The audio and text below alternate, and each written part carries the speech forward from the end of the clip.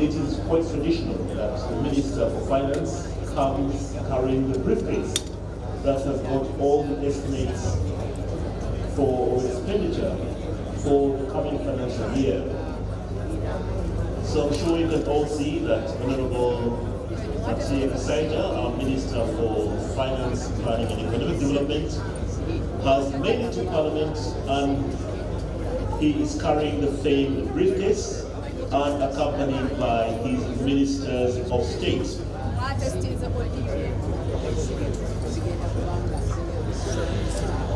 This afternoon we are all gathered for the occasion of the presentation of the national budget for the financial year 2024-2025. This is a function that is mandated or supposed to be performed by His Excellency the President, and it is a function that he delegates to the Minister for Finance. So part of our day has already begun, because with all assurance the Minister for Finance is on the grounds and he is carrying the briefcase with him. Allow me to take you through the program that we hope to have this afternoon. From 12 p.m.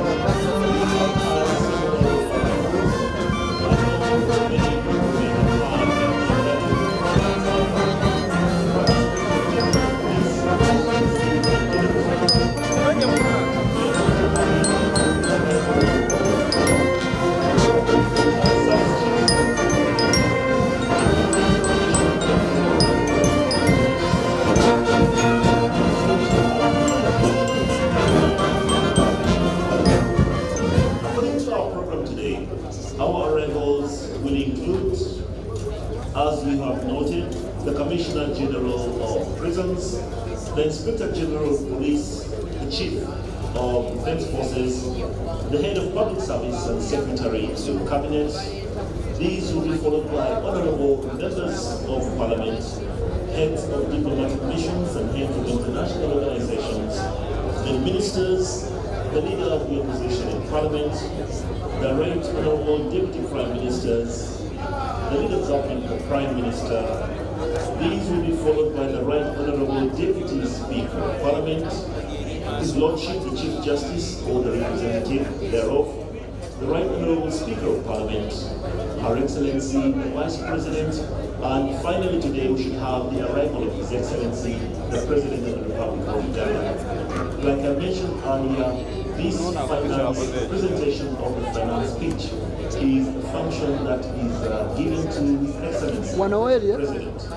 Last week we had the opening of Parliament, the official state opening of Parliament, and His Excellency presented these areas of priority.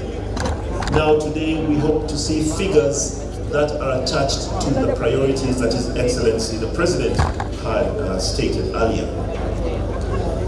To all our members of Parliament who have just come in, to all our distinguished guests, especially those who have come in from the VIP section, I'm happy to inform you that we have got some refreshments, a light lunch that has been prepared for you in the adjacent tents. So we invite you to please take some refreshments now before His Excellency the President makes his way to the grounds. At that point, we shall all ask that you remain in your seats and take particular note of the figures that have been attached to them. Once His Excellency has come in, we shall start with our official program of Parliament. Allow me to take you through the program that we shall have at that point. As soon as His Excellency the President joins us, we shall have the playing of the anthems. The United Anthem followed by the South Anthem. Thereafter, Parliament will begin to have prayers, followed by the Speaker of Parliament. This proclamation is what declares these grounds, these to be precincts of Parliament for the whole of today. So for purposes of the law, a proclamation has got to be made about about these precincts, the grounds, the colonial, to allow them to become parliament.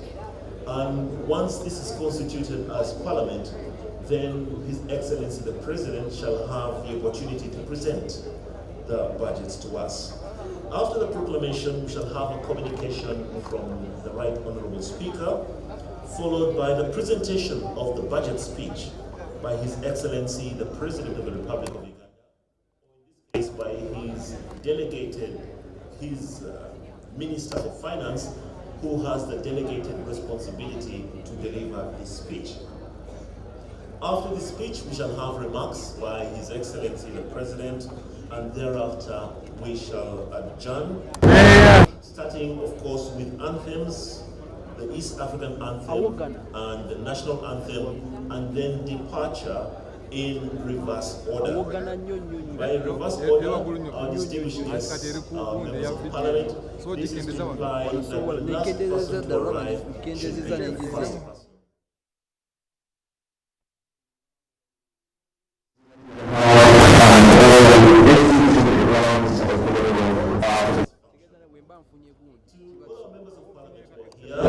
Just a reminder that this is a parliamentary sitting. This is a parliamentary session. So you are expected to register. And we have got a tent that has all the registration books to my left, which is to your right, besides the refreshment tents. So we kindly ask that you make your way and register as is customary, so that we can take note of your attendance here today. We shall have music supplied or provided by both the Uganda Police Force Band and the Uganda Prisons Band, both of whom have their principals here, the Inspector General of Police and the Commissioner General of Prisons.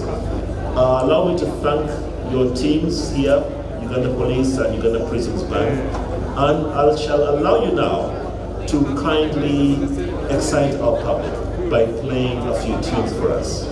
Thank you very much.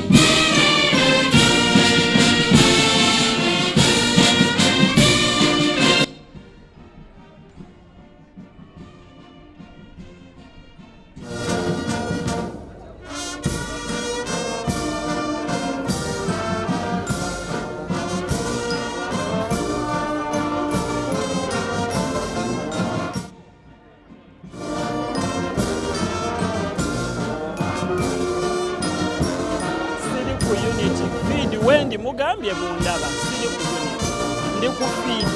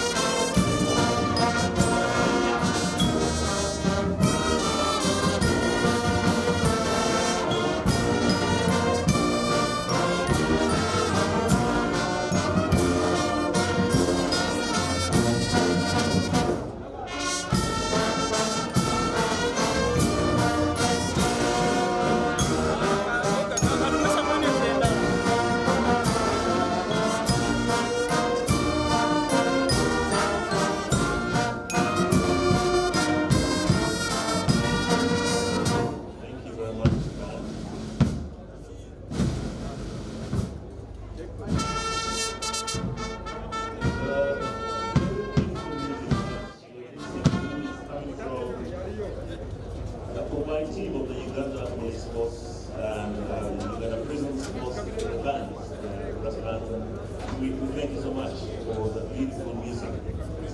Once again, a very good afternoon to you, all our distinguished guests, ladies and gentlemen. Welcome to Kololo Ceremonial Grounds.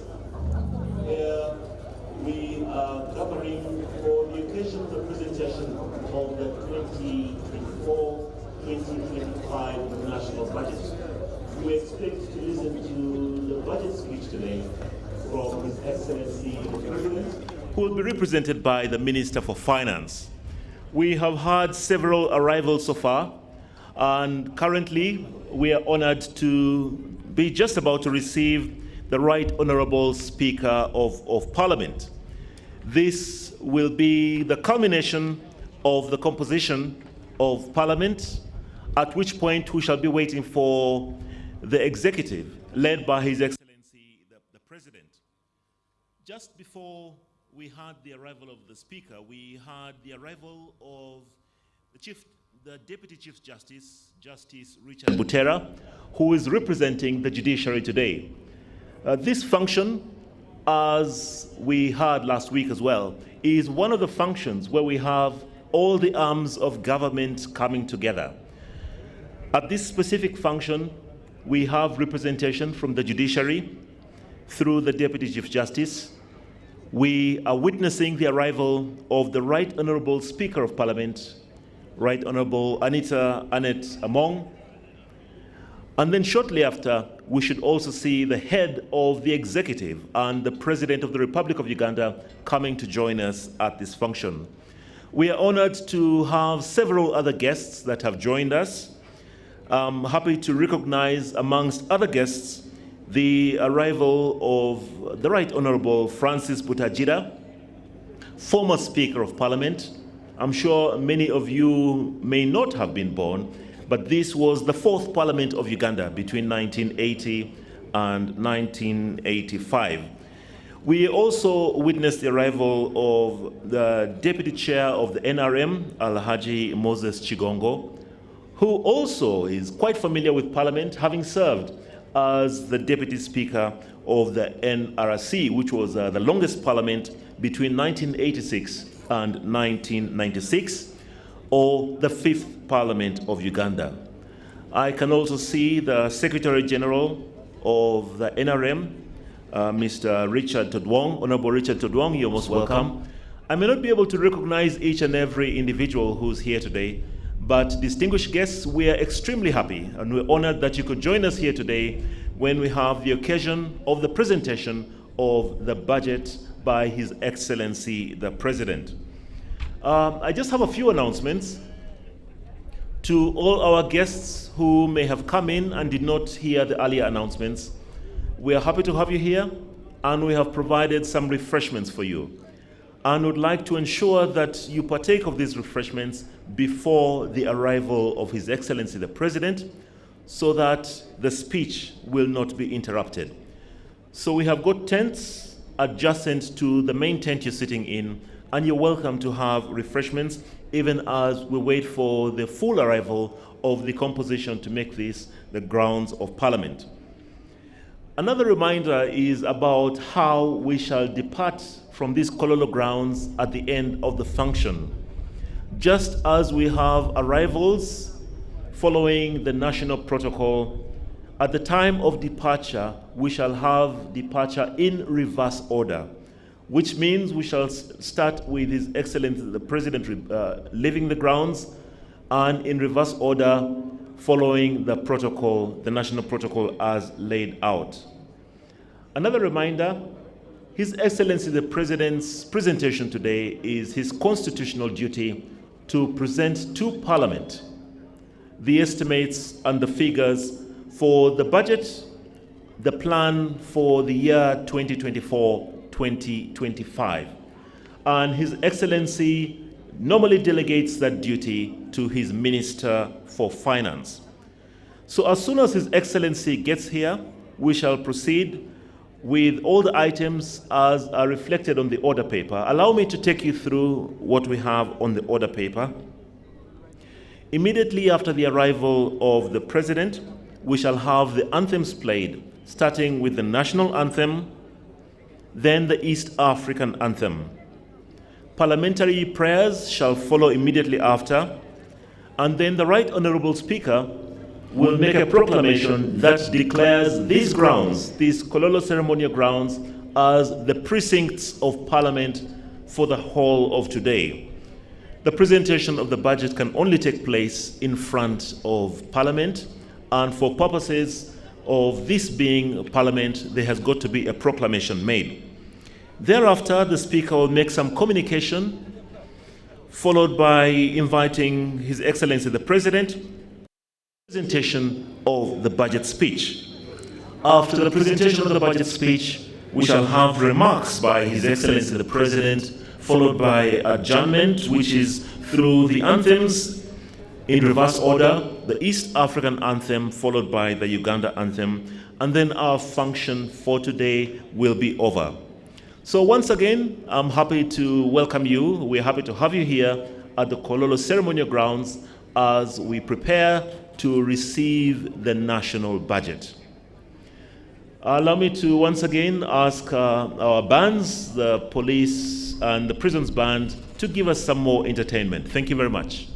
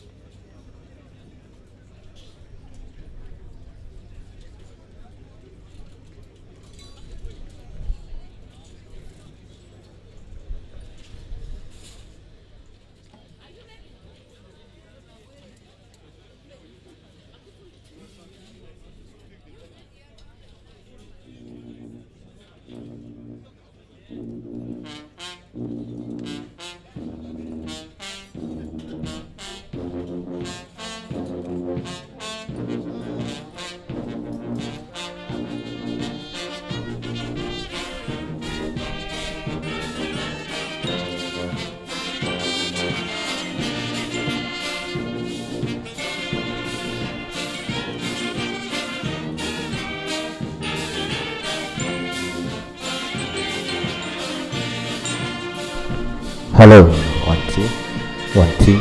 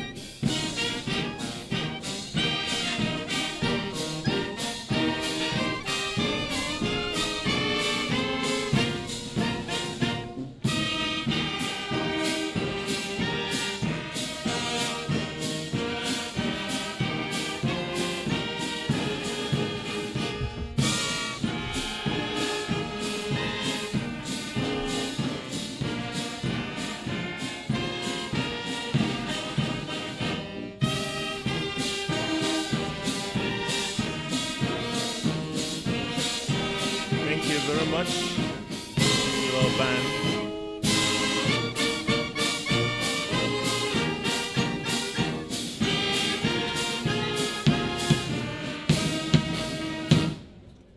Once again, thank you very much to our bands that are playing today, the Uganda Police Force and the Prisons Band. Our distinguished guests, I'm sure many of you may have just noticed the arrival of His Lordship, Justice Alphonse Owindolo, the Chief Justice of the Republic of Uganda. So we're extremely honored that we have both the Chief Justice and the Deputy Chief Justice in our midst. We also have the Right Honorable Speaker here already. And the main guest that we're waiting for now is His Excellency the President, the third arm of government, and of course the Chief Executive of the Republic of Uganda. The presentation of the budget speech is just another of those functions where the three arms of government come together and where we can see the cooperation between the executive that proposes the budget and Parliament that passes the budget. And we have the witnesses being the judiciary that are also here on grounds. We have had several arrivals, and even though I don't mention them in order, we're extremely happy to have the service chiefs that are in our midst. The service chiefs, of course, include the Inspector General of Police, the Commissioner General of Prisons, the Chief of the Defense Forces, and the Head of the Public Service. We have representation by several members of Parliament that have come in, and several more that are on their way. To our members of Parliament, a reminder that this is a parliamentary sitting. This is a session of Parliament. So we kindly ask that you register in the official registration books. And these are in the tents to my left, which is to your right. So please ensure that we take note of your attendance by signing in the registration books. We also have several members of the diplomatic corps, heads of diplomatic missions and heads of international organizations.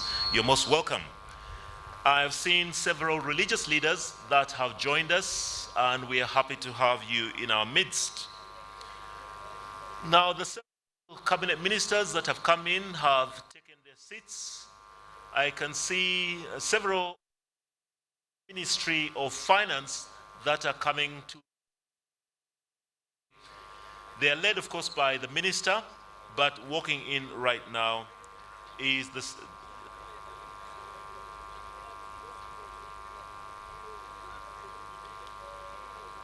team from the Ministry of Finance is walking in, and they're about to take their seats. And even as they settle, we shall inform you about who they are. Now, just a reminder, once His Excellency comes in, we have a specific process that you shall all adhere to this program. We shall immediately have the composition of Parliament. You shall see the procession of the Speaker and the team that goes to receive His Excellency after he has gone through the street guard. The street guard, as you can see, is the lineup of police that are waiting to recognize His Excellency the President. Now, once His Excellency the President comes in, he shall sign the visitor's book in the presidential tent, and thereafter we shall have the start of Parliament with anthems, the national anthem, followed by the East African anthem, prayers, a proclamation by the Right Honorable Speaker, causing these grounds at Kololo to become the precincts of Parliament, then a communication from the Chair, followed by presentation of the budget speech by His Excellency or by the person delegated by His Excellency the President. We shall have remarks by His Excellency the President, and then go into the adjournment for the day. I'm happy to inform you now, we have been joined by Her Excellency the Vice President of the Republic of Uganda, Her Excellency retired Major Jessica Alupo. Excellency, you are most welcome. And the arrival of the Vice President is a very high indication that the only person that we're waiting for right now is His Excellency, the President of the Republic of Uganda. So I kindly ask that if you are done with your refreshments, to all our invited guests, to all our members of Parliament, that you kindly come and take your seats so that we can be ready to receive His Excellency the President and ready to kickstart our function for the day in good time. Thank you very much. Once again, over to the police and prisons bands. Thank you.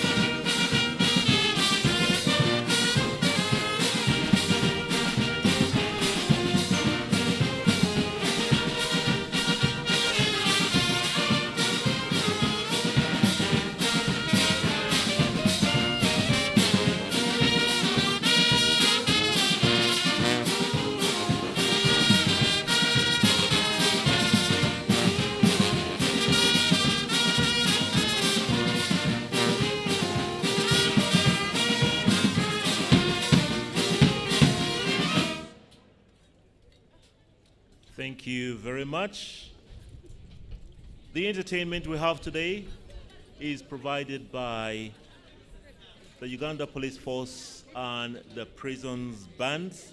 And thank you very much, because that entertainment has been excellent.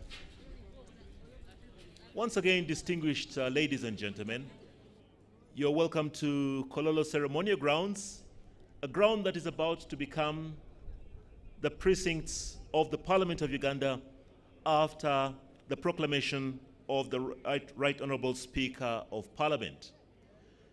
As I mentioned to you earlier, right now is His Excellency, the President of the Republic of Uganda. We have had so many arrivals, and even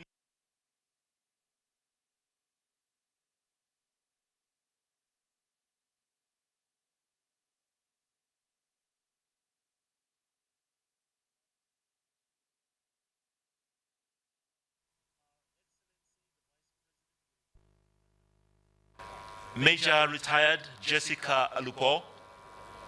We have the Head of Parliament, of course, the Right Honourable Speaker of Parliament, Anita Annette Among. We have got His Lordship, the Chief Justice from the Judiciary, Alphonse Owindolo.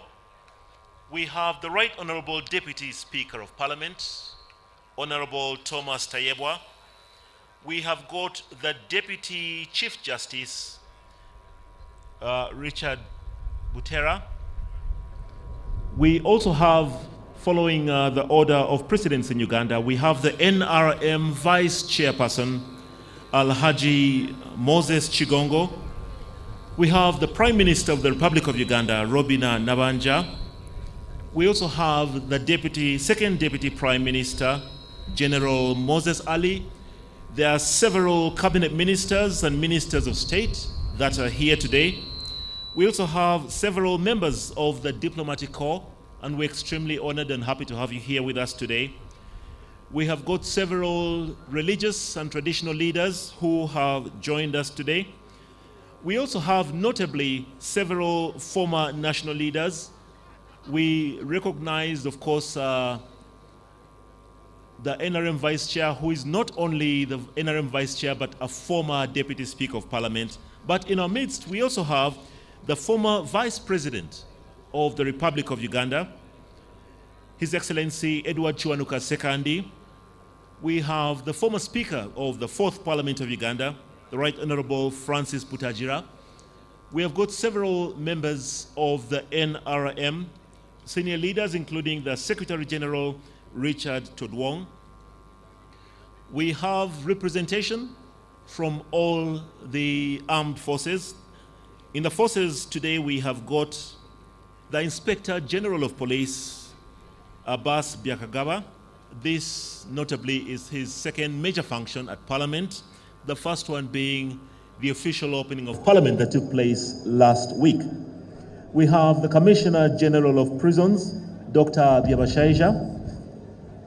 We also have, representing the UPDF, the Deputy Chief of Defense Forces, Lieutenant General Sam Okeding. Of notable mention, allow me to also recognize the Director General of ISO, Brigadier General Charles Oluka, and several other distinguished guests that have graced our function here today. Our distinguished guests, just as a reminder, the only person that we're waiting for right now and who is expected to join us shortly is His Excellency, the President of the Republic of Uganda. His Excellency, the President of the Republic of Uganda, has a constitutional duty to deliver to Parliament the budget speech or estimates of supply and what they hope to do, how they hope to spend money that has been collected in the national coffers. So His Excellency will be here on this occasion of the presentation of the 2024-2025 budget. I kindly ask that to all our distinguished guests that you now take up your seats in the areas that are allocated to you as we await the arrival of His Excellency the President. That should be any time shortly. To all our members of Parliament, This is a reminder that this is a sitting, this is a session of Parliament, and would like you to register. So please take a moment and sign in the attendance books so that we can take note of the members of Parliament who are here today. To all our guests and all our members who may still be seated in the refreshment tents, would like to invite you to come back to the main tent so that we can prepare for the official start of our function today. Once again, allow me to take you through the main order of our session today. This is going to be the second sitting of the first meeting of the fourth session of the 11th Parliament of Uganda, and it's taking place at Kololo Ceremonial Grounds. Once His Excellency the President has joined us today, and after he has signed the visitors' books, Parliament shall convene and will start with the anthems, the Uganda anthem, followed by the East African anthem, parliamentary prayers, the proclamation by the Right Honourable Speaker that declares these grounds as the precincts of Parliament for today, a communication from the Chair, the presentation of the budget speech, the speech that we are all looking forward to hearing, the speech that has gathered us here today, and this will be a speech by His Excellency the President of Uganda with a delegated responsibility to the Minister for Finance. Thereafter, we shall have remarks by His Excellency the President, and will adjourn starting with anthems in reverse order, and thereafter we shall also have departures in reverse order. So I kindly ask that you take up your seats. Please take up your seats, and we await the arrival of His Excellency the President of the Republic of Uganda. I'm also happy to inform you that we have got several cultural leaders who are here, including the Iseba Aruli, the King of the Buruli Kingdom, and a high-power team from there. We also have, amongst other people, other guests, the Director General of the External Security Organization, Ambassador Joseph Ochwet. You'll forgive me if I don't mention each and every one of the guests that are here, but just to recognize that all the categories are very well represented here, and we are honored and really happy to have you in our midst today. Ugandans are looking forward or waiting for the presentation of the budget, and earlier we witnessed with our own eyes the arrival of the Minister for Finance carrying the famed briefcase. The Minister has already taken his seat in the dais and is now waiting for the procession of the Speaker that will be led by His Excellency the President of the Republic of Uganda. So as we await the arrival of His Excellency the President, we kindly ask that you take up your seats. We'll ask all our guests in the reception tents to please make your way back to the main tents. Thank you very much. Once again, over to the police and the prisons band.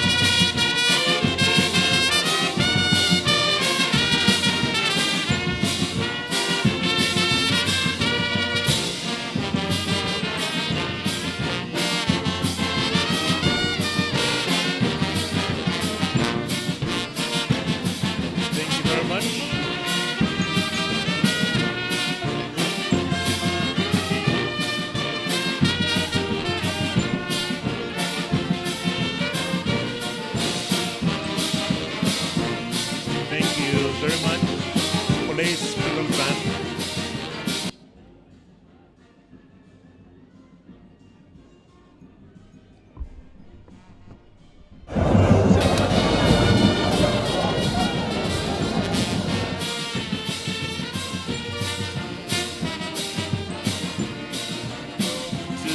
All our distinguished guests, I'm sure many of you will have noted the movements that are currently taking place. The team, the procession, is starting to form now. We have the Right Honorable Speaker, the Deputy Speaker, the Clerk to Parliament, and service chiefs that are now lining up at the edge of the red carpet in preparation of the arrival of His Excellency, the President of the Republic of Uganda. There's the team that is waiting to receive His Excellency, the President, is a very good indication that any minute now we shall be joined by His Excellency, the President of the Republic of Uganda, who shall be coming to complete his constitutional duty in presenting a budget speech to Parliament. At this juncture, allow me to ask all our guests, all our invited guests, all our members of Parliament to please take your seats. Could I also ask that you occupy the free seats? Please occupy the free seats in front of you, to allow for latecomers to sit at the back. To all our guests that are still in the reception area, all our guests in the reception tent, please make your way to the main tent. His Excellency, the President, is just about to arrive. I'm sure many of you can see all the indicators, all the signs now, especially that we have the first sweeper that has made its way onto the grounds here at Kololo Ceremonial Grounds. This is an indication that any minute now, we shall witness the arrival of His Excellency, the President of the Republic of Uganda. Once His Excellency, the President, arrives, he shall proceed to walk through the street guard that is mounted by officers and men of the Uganda Police Force. His Excellency, the President, has got one main duty today, and that is the presentation of the budget for the year 2024-2025. This presentation is likely to be made by the Minister for Finance, the Honorable Matia Kasaija, who is already seated in the main tent and is already in possession of the famed briefcase. This briefcase contains the estimates, the approved figures for the financial year 2024-2025. Once again, to all our guests that are seated in the reception areas, if you're seated in the reception or refreshment tents, please make your way over to the main tents so that we can have an orderly start to this parliamentary session.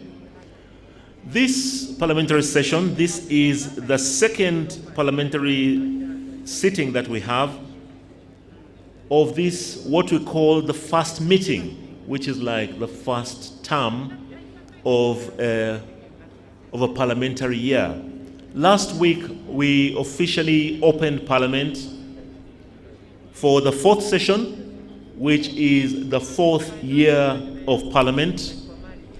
And we convened here at Kololo to receive an address from His Excellency the President on the state of the nation. And amongst the things that he mentioned was about the key priorities that he hopes to achieve or implement during the financial year 2024-2025. So our gathering today is now to actually put figures that will now facilitate the priorities that His Excellency had mentioned in his address last week. So once His Excellency comes through, we expect that he shall go through the street guard, be received by the receiving party, and then the Speaker's procession shall form, and we shall allow for His Excellency to sign the visitor's book before we can continue with the procession.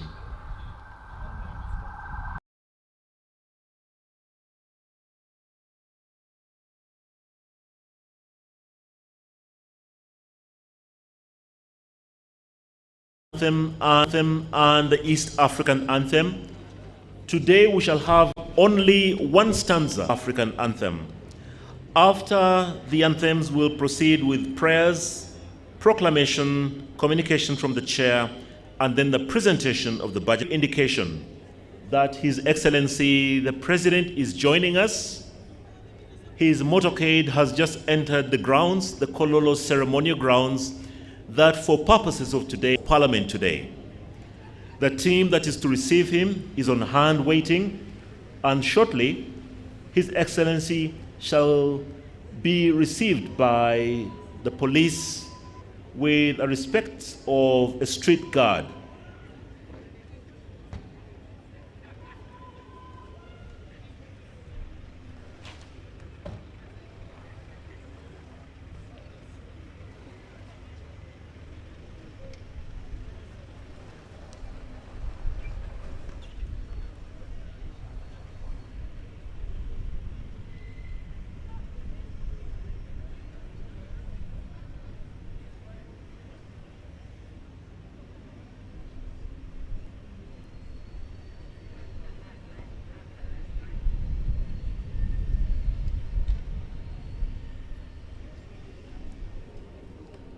So once again, I kindly ask that you take up your seats, all our guests or members of Parliament movement. His Excellency the President is just about to step out of. He is received by the receiving party, comprising the Right Honourable Speaker, the Deputy Speaker of Parliament, the Clerk to Parliament, and senior officials, as well as the service chiefs.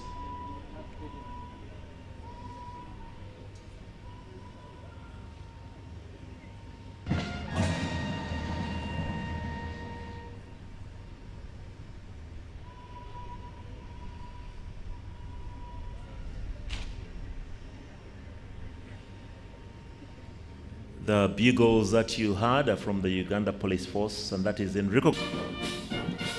His Excellency is now making his way to the presidential tent where he shall sign the official visitor's book.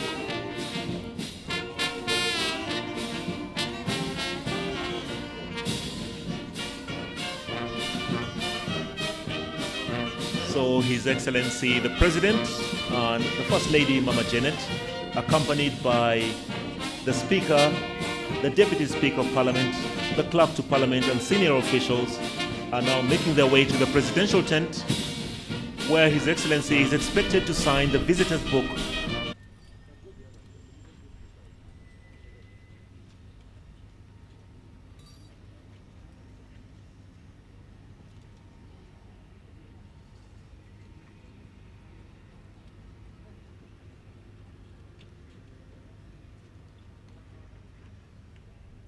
Just a reminder that today we are going to witness the second sitting of the first meeting of the fourth session of this 11th Parliament of the Republic of Uganda. The 13th of June 2024 is when we have the occasion of the presentation of the 2024-2025 budget speech to Parliament by His Excellency in a role that he will delegate to the Minister for Finance.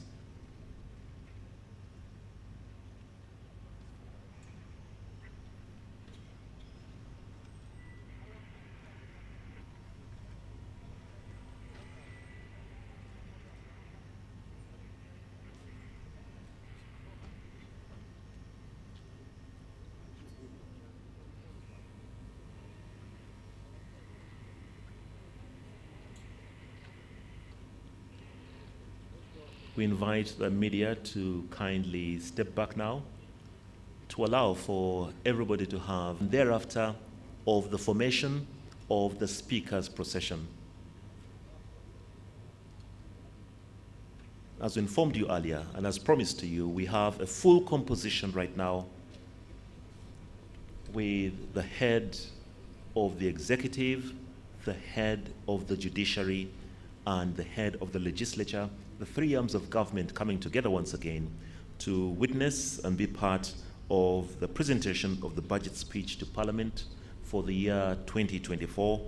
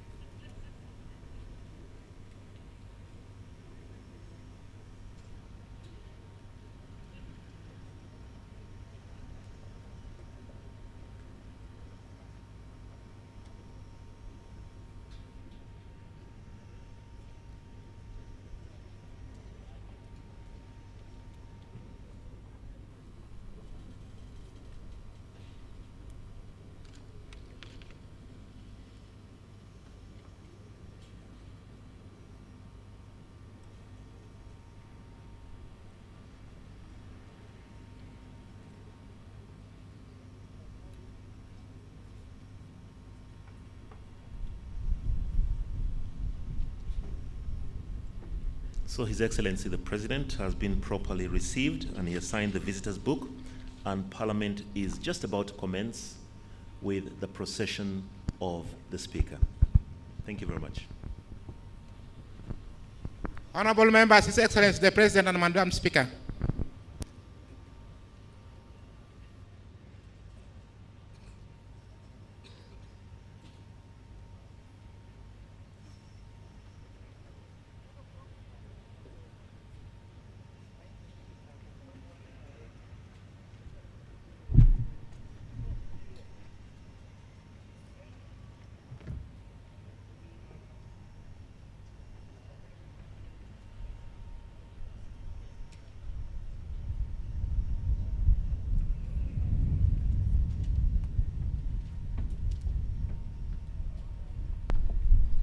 The anthems.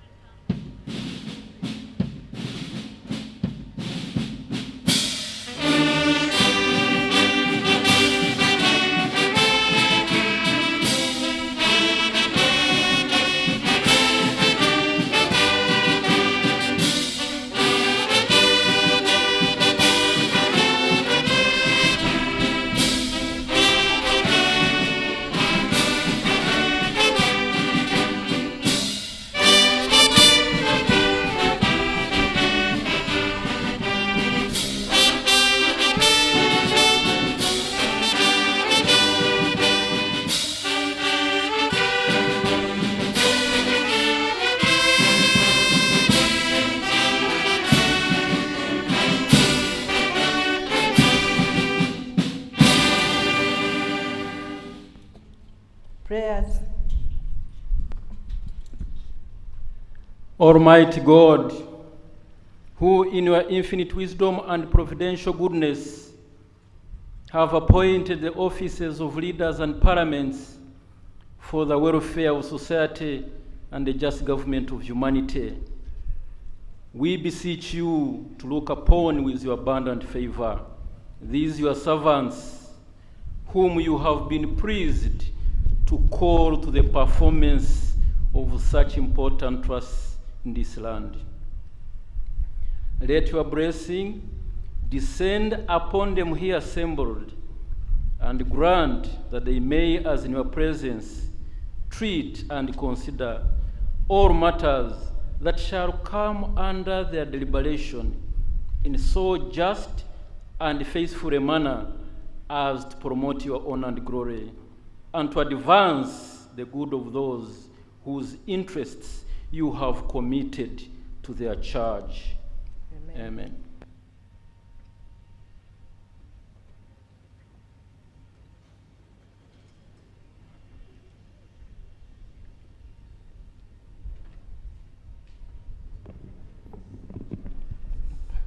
Proclamation by the Right Honourable Speaker of Parliament of Uganda.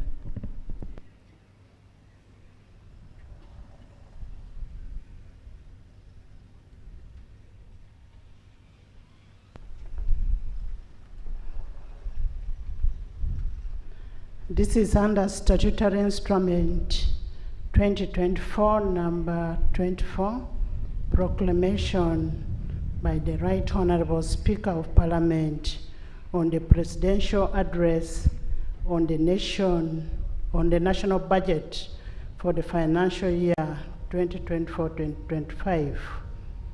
Whereas under Article 1012 of the Constitution of the Republic of Uganda, His Excellency the President of the Republic of Uganda may, in consultation with the Speaker, address Parliament from time to time on any matter of national importance. Aware that His Excellency the President of the Republic of Uganda, in accordance with the Article 1012, indicated to the Speaker of Parliament his intention to address Parliament and the nation on the national budget for financial year 2024-2025. Now, therefore, in accordance with the Rule 17.1 of the Rules of Procedure of Parliament, I hereby proclaim, 1, that Parliament shall sit at Kololo Ceremonial Grounds on Thursday, 13th June 2024 at 14 hours to receive the address of His Excellency, the President, on the national budget for financial year 2024-2025, and the Kololo Ceremonial Grounds to be the precincts of Parliament for the above-mentioned purpose. Given under my hand at Parliament House, Kampala, this 7th day of May 2024. Anita Annette Amon, Speaker of Parliament. Communication from the Chair.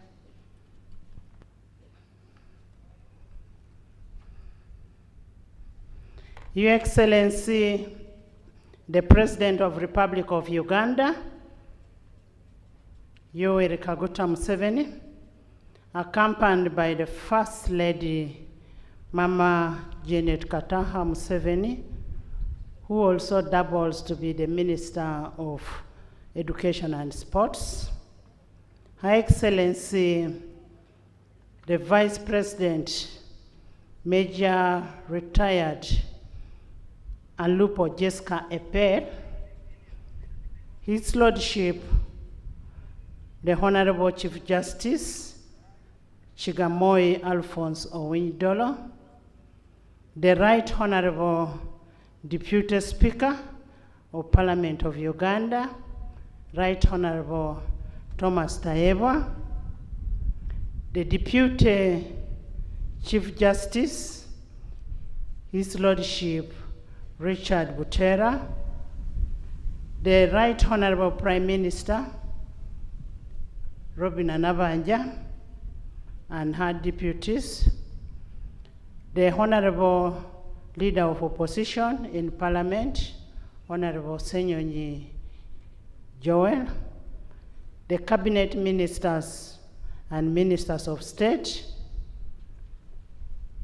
the Vice Chairperson of NRM, Alhaji Chigongo, plus all the SEC members, Your Excellencies, the High Commissioners, ambassadors and members of the diplomatic corps, honorable members of Parliament of Uganda and East African Legislative Assembly, the Inspector General of Government, Ms. Betty Olive Kamia Namisango, the guest speakers from our sister countries from Yala, the head of public service and secretary to cabinet, the traditional, cultural, and religious leaders that are present, the former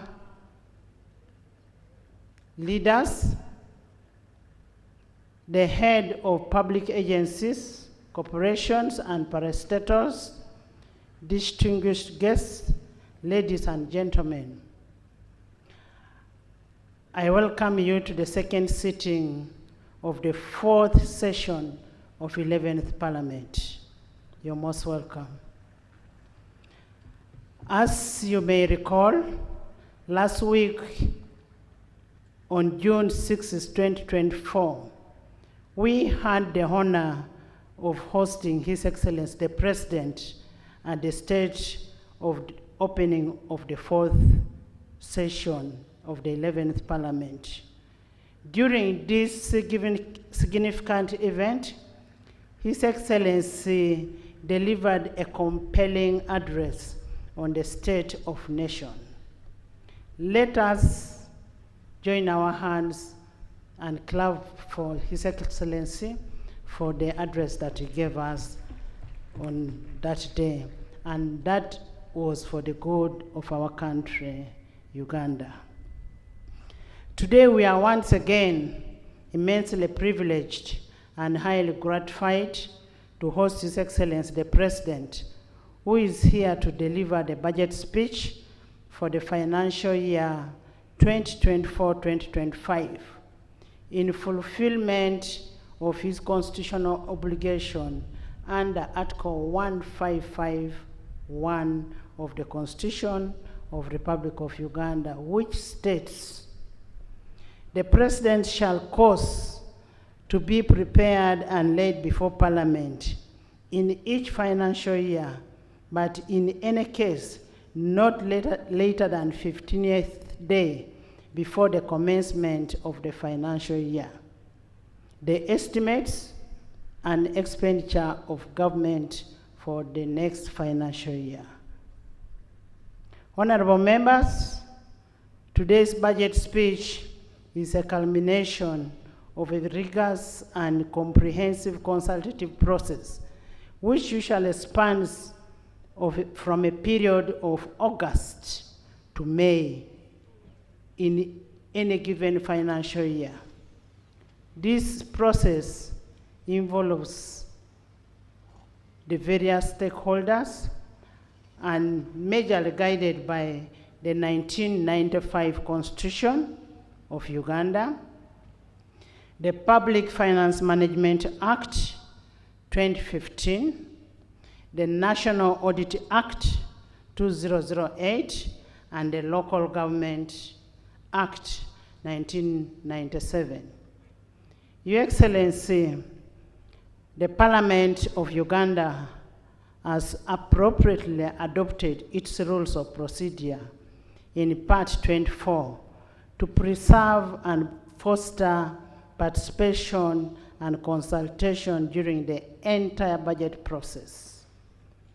This part of the rule of procedure comprises of 11 rules covering aspects such as the National Budget Framework Paper, the Ministerial Policy Statements, supplementary budgets, and appropriation. By so doing, Parliament is able to gather a wide range of perspectives, views, and opinions in shaping and informing the consideration of the national budget. In all this, legislature is guided by the principle that the national budget should reflect the shared values and priorities of our beloved nation and its people. Your Excellency, allow me briefly underscore some key milestones achieved by legislature during the budget consideration process. Pursuant to Section 9, 5 and 8 of the Public Finance Management Act and Rule 145 of the Rules of Procedure, the House approved the National Budget Framework Paper 2024-2025, 2028-2029 on 31st January 2023. Pursuant to Section 12 of the Public Finance Management Act 2015 and Rule 149 of the Rules of Procedure, Parliament approved the ministerial policy statements for the financial year 2024-2025 during the period of 4th to 12th April 2024. Pursuant to Section 8 of the Public Finance Management Act and Rule 150 of the Rules of Procedure, Parliament passed 5 tax and revenue bills on the 16th to 16th May 2024 to enable the realization of revenues to finance the national budget for the financial year 2024-2025. In furtherance to Section 14 of the Public Finance Management Act 2015 and Rule 151-152 of the Rules of Procedure, Parliament approved the national budget for financial year 2024-2025 on 16th day of May 2024. And that's why we are here today. Your Excellency, we want to take this opportunity to commend the members for their dedication through the budget process in ensuring that we not only met the legal and constitutional timelines, but also adequately interrogated the budget together with the Minister of Finance, Planning and Economic Development, the Attorney General, and the entire front bench. We want to thank you so much. I specifically want to single out the Minister of State for Finance and Planning and Economic Development in charge of general duties, Honorable Musasisi Henry, for devoting time and effort to the relevant committees and the House throughout the budget process. Henry, thank you so much. I also want to commend the Permanent Secretary and Secretary to Treasury for his technical support to the Minister and the continuous legal guidance from the Attorney General. I want to thank you so much. Without preempting the President's speech on the budget, I would like to highlight very salient issues that arose during the budget consideration process. One, the need for continuous resource allocation to agricultural mechanization, agro-industrialization, and value addition as a bedrock to wealth creation and a sustainable development. Two, the need to increase funding to the development of the tourist sector to optimally hasten Uganda's tourist potential. Three, the need to align resource allocation with the prevailing government policy on rationalization, that is RAPEX, which should translate into enhanced efficiency and elimination of duplication and wasteful expenditure. Four, the need for resource efficiency measures to address the risk of the debt burden. Five, the need to increase the public investment in productive growth areas and deepen financial inclusion and 8, the growth of taxable formal sector so as to widen our tax base and improve on the GDP ratio. 6, Your Excellency, considering your consistent advocacy for integration of East African community, Parliament is cognizant of the need for strengthening and cascading the East African integration so as to ease the movement of people, goods, and services. Your Excellency, we share your passion and commitment towards the realization of the total federation of the East African community. Parliament pledges absolute support towards the realization of your vision for a united and a viable East African community so as to widen, strengthen, tighten, and deepen the economic, political, social, and cultural integration. And this would help us in improving the production, the trade, and investment in East Africa. The need to enhance the human capital development as a way of leveraging the competitiveness of the Ugandan population. Your Excellency, this budget that we are receiving today is a product of complementary working relationship between the 3 arms of government: the executive, legislature, and judiciary. This has led to improved transparency in budgeting process. We pledge to continue this cooperation in the best interest of our beloved country. Your Excellency and honorable members, today's budget speech is therefore an opportunity to demonstrate our commitment to prioritize the needs of our people and make sure that we achieve the vision of His Excellency on prosperity of a money economy, and that is through EMIOGA, the parish development model, the 4-acre prosperity development model, etc. Your Excellency and honorable members, as we embark on the financial year 2024-2025, I urge the accounting officers as entrusted stewards of public resources to exercise diligence and due of care in safeguarding and ensuring the efficiency and effective utilization of public resources. Your Excellency, previously we have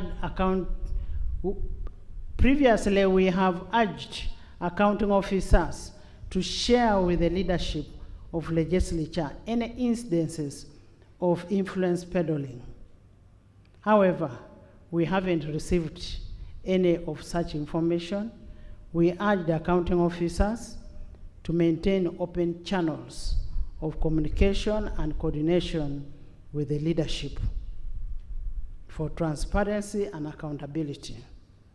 Honorable members, in the discharge of our oversight and appropriation roles, let us avoid any inducement from these accounting officers. And this is prescribed in Appendix F of our Rules of Procedure, which talks about the conduct of members while on duty. Your Excellency, in the financial year 2024-2025, Parliament will duly exercise its oversight role of public expenditure through relevant committees in fulfillment of our commitment to transparency and accountability. Lastly, but not least, Your Excellency would like to thank you so much for according us an opportunity, especially for members who went and visited Gomba, Sembabule, and Kisosi on the 4-acre development model for prosperity, and this visit was an eye-opener for a practical transformation of the household economy. Your Excellency, your continuous inspiration and transformation approach to development and creating awareness to the populace that has led the people to follow your guidelines of transforming people from grass-thatched houses to the mabati. It is written in Lunyankole. I may not be able to mention how your book is written, but we know what is written in it, and we have really used it and tried to transform our communities. Your Excellency, I kindly request you to consider inviting the other members of Parliament who have not been there to see what has been done there, so that they can come back and preach the same gospel to their constituents. As we go for recess, we will be very available, and we request that maybe you invite the members of Parliament to go and visit that development 4-acre model. I now want to, as I conclude, I want to wish all our Muslim brothers and sisters a happy Eid Adha 2024. May Allah fulfill all your wishes as you've been praying. I say all this for God and my country. Presentation of the budget speech by His Excellency the President of the Republic of Uganda. Honorable members, I have been duly notified that the Minister of Planning and Economic Development will deliver the speech on behalf of His Excellency the President, who is the Chief Minister of Finance. The President will then, after delivery of the speech, make his brief remarks on the budget of this financial year. I now take this opportunity to invite Honorable Kasaija, the Minister of Finance, Planning and Economic Development, to deliver the speech on behalf of the President. Most welcome.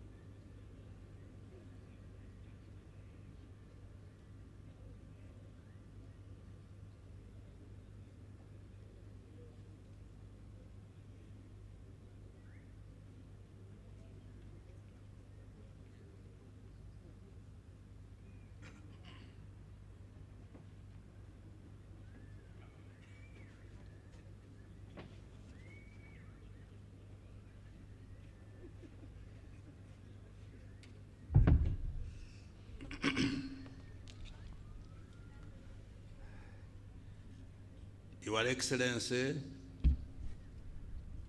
the President of the Republic of Uganda, Your Excellency Mama,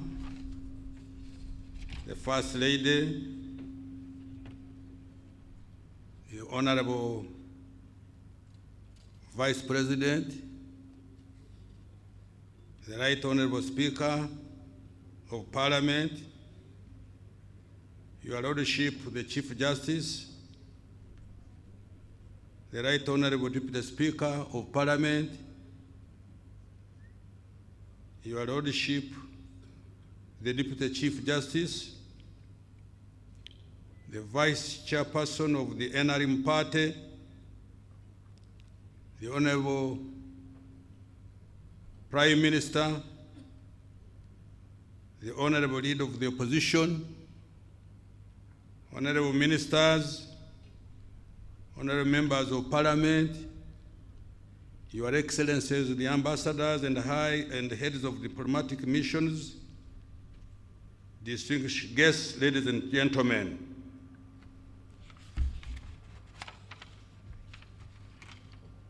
All protocol observed. Madam Speaker, in fulfillment of Article 150, Part 1 of the Constitution, and on behalf of His Excellency the President, I rise to present to Parliament and to the nation at large the budget for financial year 2024-2025 as approved by Parliament. Madam Speaker, I want to start by thanking His Excellency the President for once again demonstrating a vote of confidence in me by extending my mandate as the Minister responsible for finance, planning, economic development, together with my entire political team at the Ministry.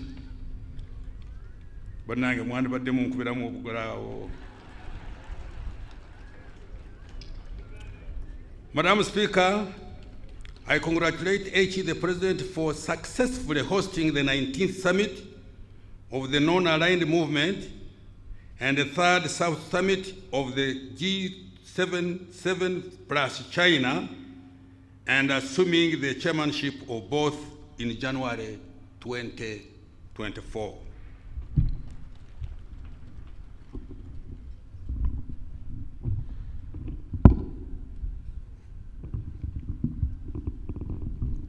Now what are you doing? You're going to put it straight on my mouth? Come on, put it there, a little bit there. Madam Speaker, according to the 2024 Annual Investment Meeting held in Abu Dhabi, United Arab Emirates, Uganda is now the best investment destination in Africa. Let me repeat this. Madam Speaker, I congratulate His Excellency the President for successfully hosting According to the 2024 Annual Investment Meeting held in Abu Dhabi, United Arab Emirates, Uganda is now the best investment destination in Africa. Madam Speaker, His Excellency the President declared the 2021-2026 political term Ekisanja for socio-economic transformation. He guided that government and the entire country should focus on creating jobs, wealth, and increasing household incomes. The budget for financial 2024-25 is the fifth and therefore the last to implement the third National Development Plan. It will also set the foundation for implementing the government's strategy for expanding in the size of our GDP from about $50 billion in financial 22-23 to $500 billion by the year 2040.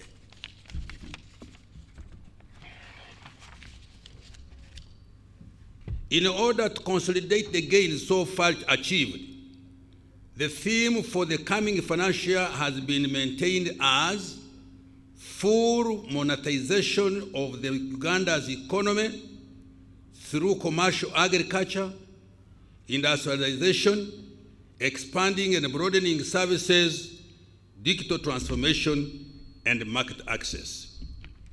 Madam Speaker, in this speech, I will: 1, account to Parliament and the people of Uganda for the commitments that the government made for the financial year 2023-2024 that is coming to an end in a few days. 2, provide an outlook for the medium-term economic performance. 3, the medium-term priorities and strategies for growing the economy tenfold, starting with financial year 24-25, and 4, present the financing strategy for the financial year 2024-25 budget. Recent economic performance. Madam Speaker, I'm pleased to report that Uganda's economy has fully recovered from various internal and external shocks that impacted performance in the past 4 years. GDP is projected to grow by 6% this financial year 23-24, compared to 5.3% in financial year 22-23. This year's growth of 6% is even more impressive when compared to Sub-Saharan Africa's average of 3.8% and the global average of 2.9% projected for the year 2024. As a result of this robust growth, the size of the economy is now estimated at shillings 202 trillion, equivalent to $53.3 billion, up from shillings 184.3 trillion or $48.28 billion in nominal terms. If Ugandans agreed to share this GDP equally, each citizen would enjoy a GDP per capita of $1,146 compared to $1,081 registered last financial year 22-23. Madam Speaker, the improved performance of the economy is on account of higher growth in all sectors. Services, agriculture, industry are estimated to grow at 6.6%, 5.1%, and 5.8% respectively in financial year 23-24.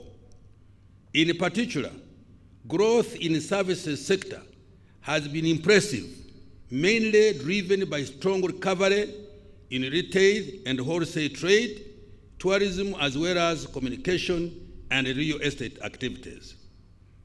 Growth in the industry was mainly driven by manufacturing, construction, and mining, while increased production of food and cash crops, as well as livestock, supported growth in the agricultural sector.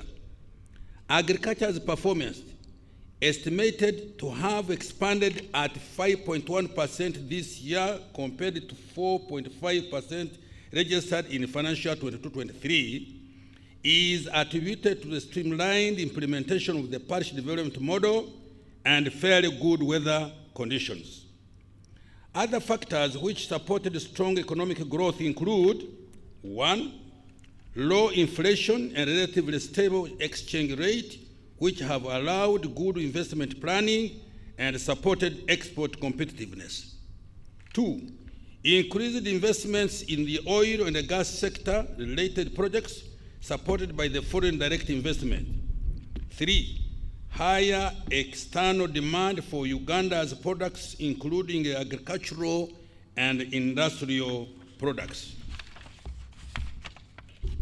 4, recovery of tourism supported by increased investment in tourism infrastructure and marketing.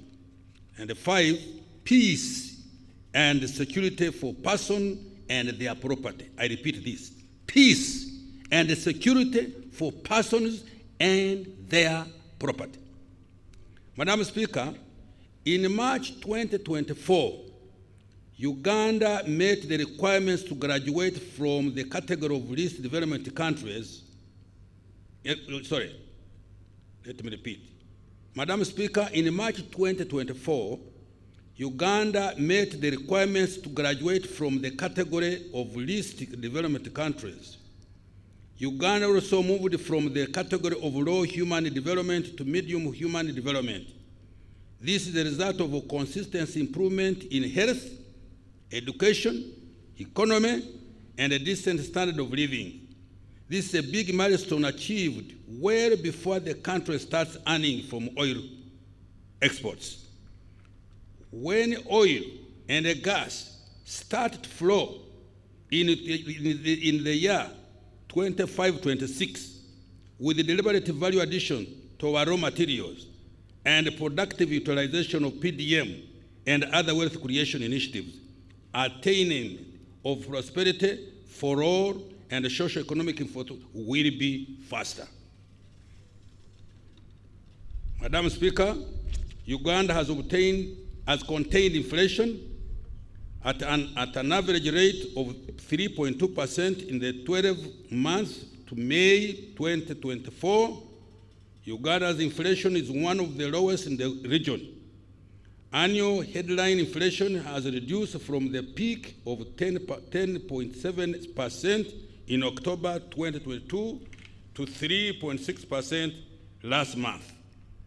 The reduction has been a result of good coordination and of monetary and fiscal policies, leading to low inflation for most food crops, manufactured foods, and essential commodities like laundry, bar soap, sugar, and cooking oil. Interest rates.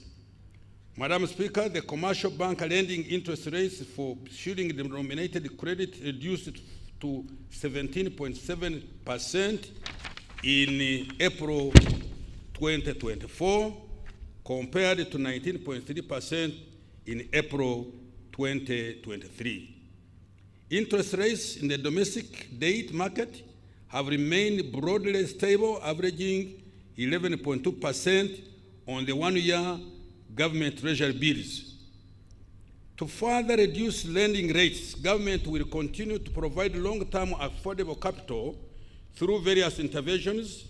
In particular, government will continue to capitalize the Uganda Development Bank, the Parish Development Model, the Agricultural Credit Facility, and the Small Business Recovery Fund to provide capital for wealth creation. Government is also continuing with the capitalization of the Emyoga Fund to support micro enterprises, as well as the presidential skilling and industrial hubs for the youth. Grants will also be extended to women in business through the generating growth opportunities and productivity for women enterprise, which we abbreviate as GROW project. For exporters of manufactured products who face working capital challenges, the investment for industrial transformation and employment, which we call Invite, that fund, worth of US dollars 210 million, which is shillings 800 billion, is going to kick off next financial year. Private sector credit. Madam Speaker, private sector credit increased to shillings 21.54 trillion in April 2024 from shillings 20.47 trillion in April 2023, an increase of 5.2%. There has also been a slight increase in the share of credit going to productive areas of the economy. For example, the share of credit going to the agriculture increased slightly to 11.3% by April 2024, compared to 11.1% by April 2023, while the share of credit to manufacturing remained the same at 13.4%. Exchange rate. Madam Speaker, despite the depreciation pressure on the shilling since the beginning of this year, the value of our currency has remained largely stable against key global currencies. Between May 2023 and May 2024, the official exchange rate against the US dollar has averaged shillings 3,771. The depreciation pressure on the account of exit of some of the offshore investors searching for more attractive interest rates offered on government papers in competing markets has been contained, thanks for our good export performance and foreign direct investment inflows.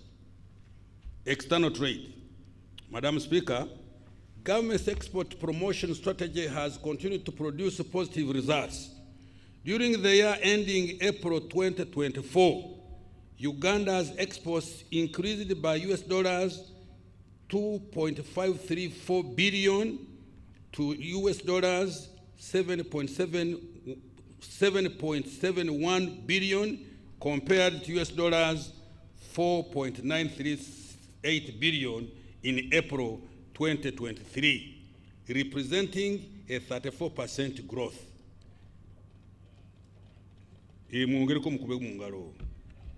This increase was largely driven by increased exports of gold, 75.7%, coffee, 21.9%, oil re-exports, 21.8%, simsim, 20.2%, tobacco, 10.3%, cotton, 6.9%, and light manufactured products, 4.9%. The major destination of our exports are the East African Community countries, which account for 29%. Then we go to COMESA, 29%. Then we go to Middle East, 24%, and to Asia, for 20%. Madam Speaker, efforts to increase the value addition to exports have continued to yield positive results. Exports of manufactured products have continued to be significant contributors of export earnings. In particular, in year 2023, cement exports reached US dollars 91.1 million, sugar US dollars 75.8 million, plastic products US dollars 62.6 million, soap US dollars 33.9 million, beer US dollars 25.8 million. This financial year 23-24, efforts to increase export performance have been strengthened through investing in targeted value addition initiatives and implementing several enabling trade policies. Madam Speaker, in the financial year ending, Uganda imported goods worth 12.9 US dollars billion compared to US dollars 10.3 billion in the year ending April 2023. This increase in imports was largely driven by an increase in private sector imports of 20%, mainly to develop our nascent oil and the gas sector. Foreign direct investment, remittances, and tourism. Madam Speaker, the inflow of foreign direct investment to Uganda amounted to US dollars 2.46 billion in financial year 22-23, and by December 23-24, additional FDI amounting to US dollars 1.27 billion had been attracted. Remittances by Ugandans living and working abroad increased to US dollars 1.43 billion in the calendar year 2023 from US dollars 1.3 billion in year 2022. Tourism revenues increased to US dollars 1.28 billion in calendar year 2023 from US dollars 1.07 billion in calendar year 2022. Employment. Madam Speaker, job creation ranks top on the government's socio-economic agenda. The number of workers subscribing to the various pension schemes in the country increased more than 3.4 million members in the financial year 23-24, an increase of 4.2% compared to 3.0%, sorry, 0.3 compared to 0.301 million members in financial year 22-23. Madam Speaker, the latest reports indicate that the direct beneficiaries of the Presidential Initiative on Jobs and Wealth Creation, EMIOGA, has reached 2,237,402 in December 2023. In the past 1 year alone, EMIOGA funds have created 378,640 new direct jobs. This was about 40,000 additional new jobs created compared to the new jobs created in the previous year. On the other front, so far, 1.165 million households have received PDM funds worth 1.126 trillion as of May 2024, and estimated to create about 2.5 million jobs. A total of 23,083 youth projects have benefited 263,897 youth under the youth livelihood program in areas of agriculture, trade, services, and industry. This has created over 1,250,000 indirect jobs. Similarly, the National Special Grant for Persons with Disabilities is supporting 6,282 enterprises, benefiting 49,372 persons with disabilities. Madam Speaker, government is also going to create more formal jobs and related livelihoods through a number of project-funded interventions. Notable among these are the GROW and INVITE projects. The GROW program is expected to directly benefit over 80,000 female-owned enterprises, 280,000 female entrepreneurs, and 1.6 million indirect beneficiaries. Another 200,000 new jobs are expected to be created from new investments through the INVITE project.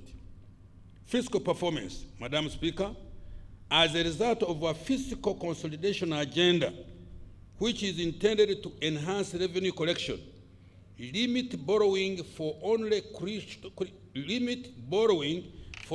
critical and strategic investments, and control government expenditure. Government's fiscal deficit has reduced to 4.5% of GDP this financial year from 5.5% of GDP last year.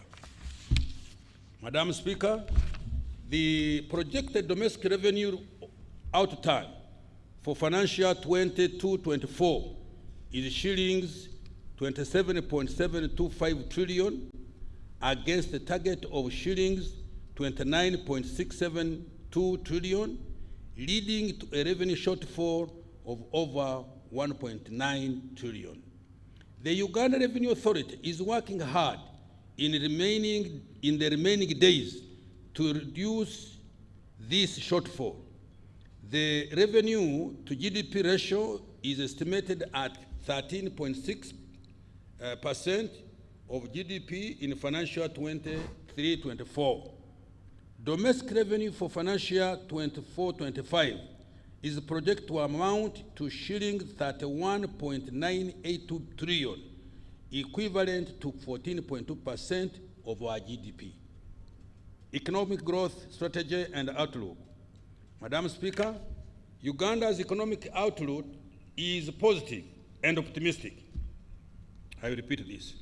Madam Speaker, Uganda's economic outlook is positive and optimistic. The economy has remained resilient and has fully recovered from a myriad of internal and external shocks. Next financial year, the economy is projected to get back to Uganda's steady state growth potential of between 6.4% and 7%, and double digit over the next 5 years. We are there. It is projected that next financial year, 2024-25, Uganda's GDP will further expand to shillings 225.5 trillion, which is equivalent to US dollars 60 billion.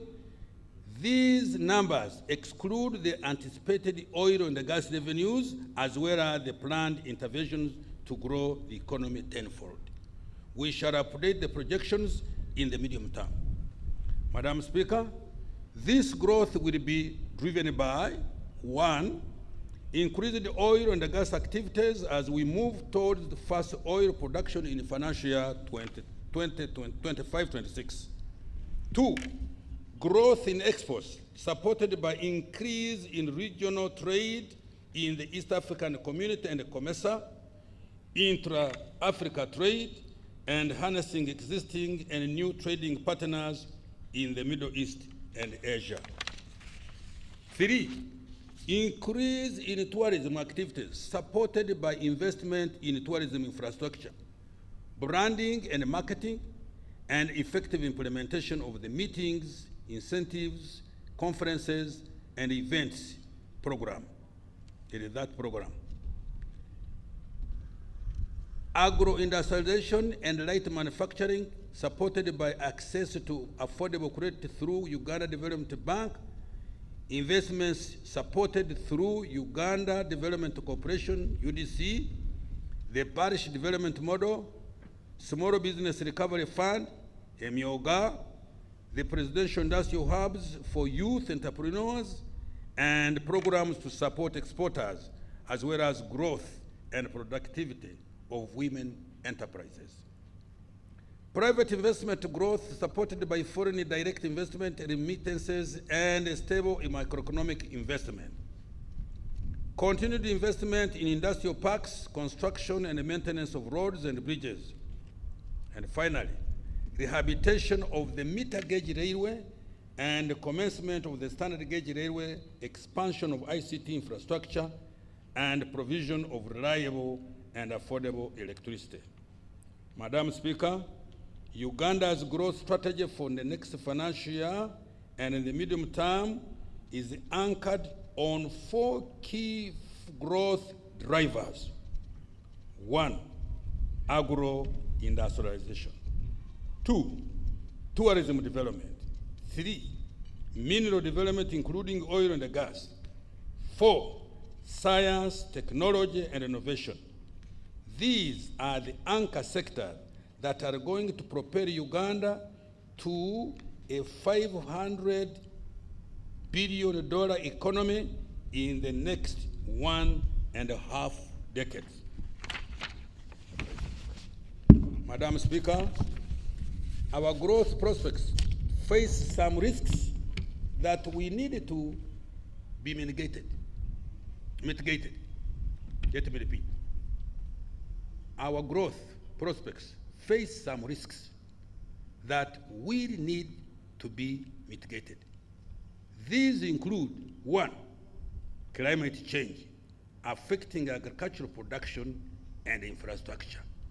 We have just been seeing this a couple of months back. 2, regional and global geopolitical tensions. That one I will not comment. You all know. 3, high interest rates which constrain access to affordable debt.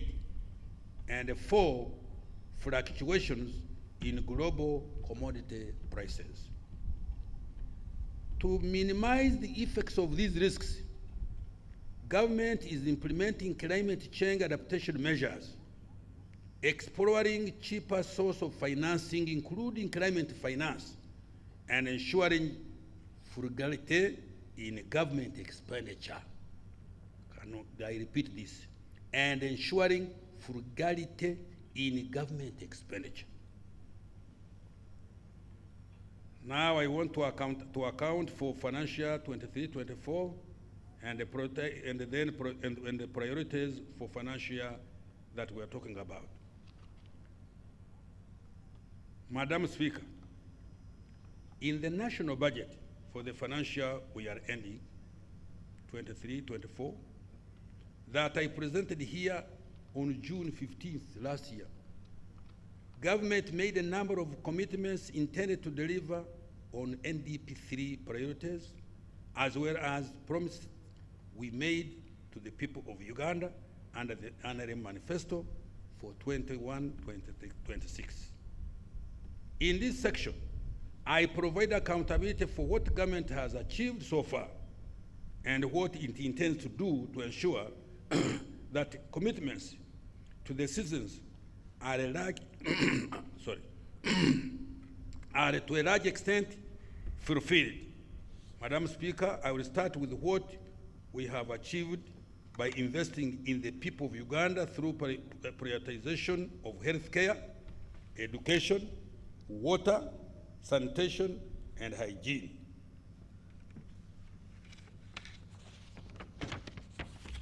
Madam Speaker, during financial 23-24, the following milestones have been achieved in the health sector. 1, government commenced the construction of the East African Center of Excellence for cardiovascular care. Thank you. At the Uganda Heart Institute, located in Naguru, and fast-tracking the completion of the East African Center of Excellence for Oncology in Kampala and associated regional centers in Gulu, Mbarara, Arua, and Mbale.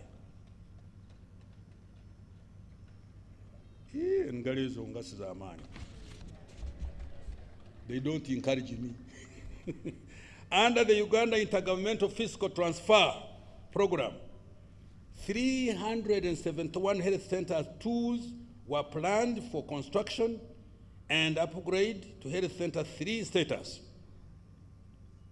So far, 261 Health Center 2s have been upgraded to Health Center 3s and are fully operational. I hope the Minister of Health can testify on this. An additional 110 are ongoing at different stages. Meanwhile, 10 hospitals were rehabilitated in Usolwe, Kapchorwa, Kambuga, Wenge, Koboko, Amuria, Kotido, Kaberamaido, Kaworo, and Kitugumu districts. 3 regional blood banks in Arua, Soroti, and Hoima have been completed. 4, government distributed a total of 25 million long-lasting insecticide-treated mosquito-based nets countrywide for the prevention of malaria. 5, government also provided 116 new ambulances to 100 constituencies, another 10 ambulances for the regional referral hospitals, and 6 for the command center at Naguru, among others. Madam Speaker, to further enhance the health of Ugandans, a total of shillings 2.946 trillion has been provided next financial year, 24-25. The following interventions will be prioritized: promotion and implementation of interventions for the disease prevention and health education initiative against communicable and non-communicable and neglected tropical diseases and injuries. 2, provision of essential medicines, where an additional shillings 100 billion has been provided. 3, improvement of the welfare of the health workers, including medical interns and doctors designated as senior house officers. I have provided more wage allocations to facilitate the recruitment of staff for the upgraded Health Center 3s. 4, construction and rehabilitation of more health infrastructure and provision of medical equipment to improve quality of care and provision of specialized health care. These include, among others, the Uganda Cancer Institute and Regional Cancer Centers, the Uganda Health Institute, intensive care units, and an imaging center for referral hospitals.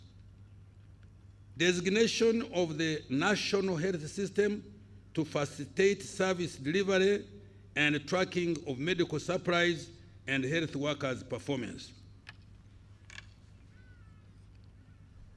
6, construction, rehabilitation, and equipping of dilapidated hospitals across the country, including the Kampala metropolitan area. 7, strengthening of the network of medical reference laboratories, including the establishment of the East African Community Regional Center of Excellence for Virology at Uganda Virus Research Institute and the National Public Health Institute in Uganda. 8, establishment of a pharmaceutical industrial park and strengthening the National Drug Authority regulatory framework. Now I turn to education. Madam Speaker, government considers education as a key opportunity equalizer for all Ugandans, equipping them with knowledge and skills required for productive employment, as well as enabling them to live longer, happier, affluent lives. For this reason, the following commitments were prioritized and delivered in financial year 23-24. 1, skilling in science, technology, engineering, and mathematics. 2, construction and equipping of 21 laboratories across the country in selected secondary schools using UPDF engineering brigade. 3, upgrading learning facilities in 12 technical institutes and 4 vocational education centers of excellence at Uganda Technical College in Bushenyi, Bukalasa, Lira, and Ergon. 4, out of 259 seed secondary schools planned under UGFID, 105 have been completed and 144 are ongoing. Madam Speaker, I have provided 2.497 trillion to further improve the quality of education, and the following are among the priorities. 1, supporting the new curriculum for S1 to 4 students. 2, operationalization of all the 110 seed secondary schools and completing the 27 seed secondary schools under the UGIFT program. 3, commencing the construction of 60 secondary schools and expansion of 61 existing secondary schools under the Uganda Secondary Education Expansion Project. 4, providing loans to 5,192 degree and 1,125 diploma students who are on the government-funded loan scheme, both continuing students and new beneficiaries. 5, government takeover of the proposed Bunyoro and Busoga universities for inclusive and equitable access to university education. Bunyoro, you can talk. You can clap, because it has been a thorn in my flesh. Social protection. Madam Speaker, in the year we are concluding, government has provided social protection as follows. 1, continued with the provision of the senior citizen grant to 439,069 older persons across the country, amounting to a cumulative total of money, shillings 565.7 billion. 2, Under the Special Enterprise Grant for Older Persons Program, SEGOP, the government supported 590 group enterprises benefiting 3,636 older persons. 3. Under the Youth Livelihood Program, a total of 23,083 youth projects have benefited 263,897 youth in areas of agriculture, trade, services, and industry. This has created over 1,250,000 direct jobs. And 4, through the National Special Grant for Persons with Disabilities, government is supporting 6,202 enterprises, benefiting 49,372 persons with disabilities. Madam Speaker, government will continue to support the welfare of elderly to keep them healthy and productive in their communities. While social assistance grant for empowerment, what we call SAGE, targets those above 80 years, SEGOP, ensures let me repeat. While social assistance grant for empowerment, what we call SAGE, targets those above 80 years, SEGOP ensure the inclusion of those in the age bracket of 61 to 71 years. That is for us now. Government will also continue to support the youth and women beneficiary groups using recovery funds from the Youth Livelihood Program and the Uganda Women's Enterprise Program. For greater efficiency, management of the two programs has been unified. Madam Speaker, I have provided an additional shillings 355.79 billion for social protection next financial year. Water, sanitation, and environment protection. Madam Speaker, as a result of government intervention, more Ugandans now have access to safe, clean water. Coverage in rural areas is now estimated at 67% and 70% in urban areas. Out of the 71,225 villages,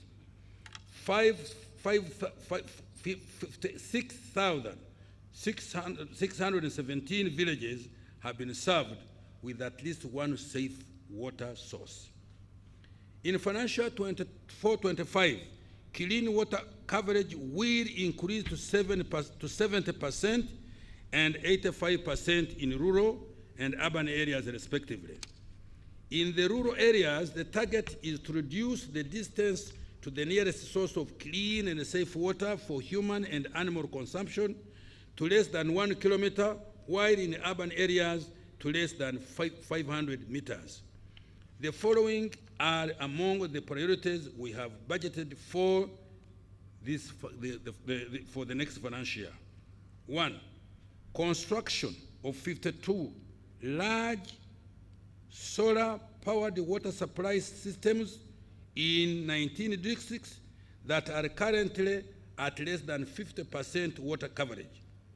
These are, let me mention them: Agago, Yumbe, Amudat, Kabong, Bulambuli, Buvuma, Buyende, Namuyingo, Rakai, Nakaseke, Sembabuli, Kibale, Kasese, Kiegegwa, Mubende, Yantonde, Kakumiro, Kasanda, and Kisoro.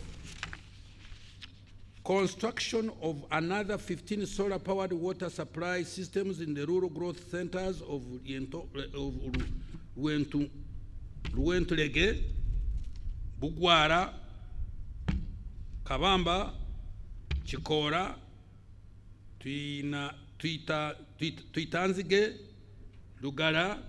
I don't know whether Muitanzige, but I've written Tuitanzige. I think it should be Muitanzige. Lugara, Kitenga, Bukizibu, Bumwena, Igwaya, Kidera, Bugomorwa, Kitonge Nakasero, Kikonge, Kasese, Lubali. This will cover a population of over 272,000 persons. Completion of the construction of 31 town water supply systems and sanitation facilities in Bulangira, Kanapa, Aligoi, Opengate, Kawo, Karogo, Nyakashaka, Buikwe, Bundibujo, Kapchorwa, Kamuli, Namasale, Kaliro, Namungalwe, Butaleja Busorwe, Budaka Kadama Tirinyi, Kibuku, Kyankwanzi, Butemba, Ngoma, Lunya, Palabekekar, Lamo, Obong, Lamo, Rhino Camp, Ara Dufle, Amuru, Kole, Arangi, Zeu, Kachingor, Irir, and Lorengachora. Construction of 17 rural water supply systems in the refugee hosting districts of Adjumani, Lamo, Madi, Okoro, Moyo, Terego, and Yumbe. Progress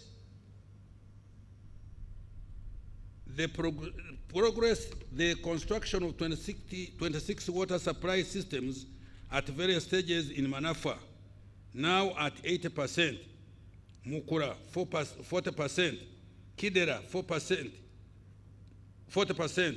Atuturu 40%, Kadunguru 10%, Kaproron 10%, Oyolwa 20%, Bukumi 5%, Rubaya 50%, Bethlehem, Nabigasa, phase 1, 50%, Kabura, Mwizi, phase 1, 50%, Mabira, 50%, Bukiro, 50%, Nyakirira, also 50%, Bugarama, Karweru, 50%, Were, Katere Tere, 50%, Kagarama, Bushura, Kibuzije, also 50%. Nyanseke, 80%. Busare, 95%. Kibuzi, 100%. Adlang, Puranga, Pader, Kasao, phase 1, 5%. Kiebando, Kasimbi, 5%, Nabilatuk, and Roseland. Increasing the water for production storage capacity for commercial farmers from 52.6 million cubic meters to 76.8 million cubic meters.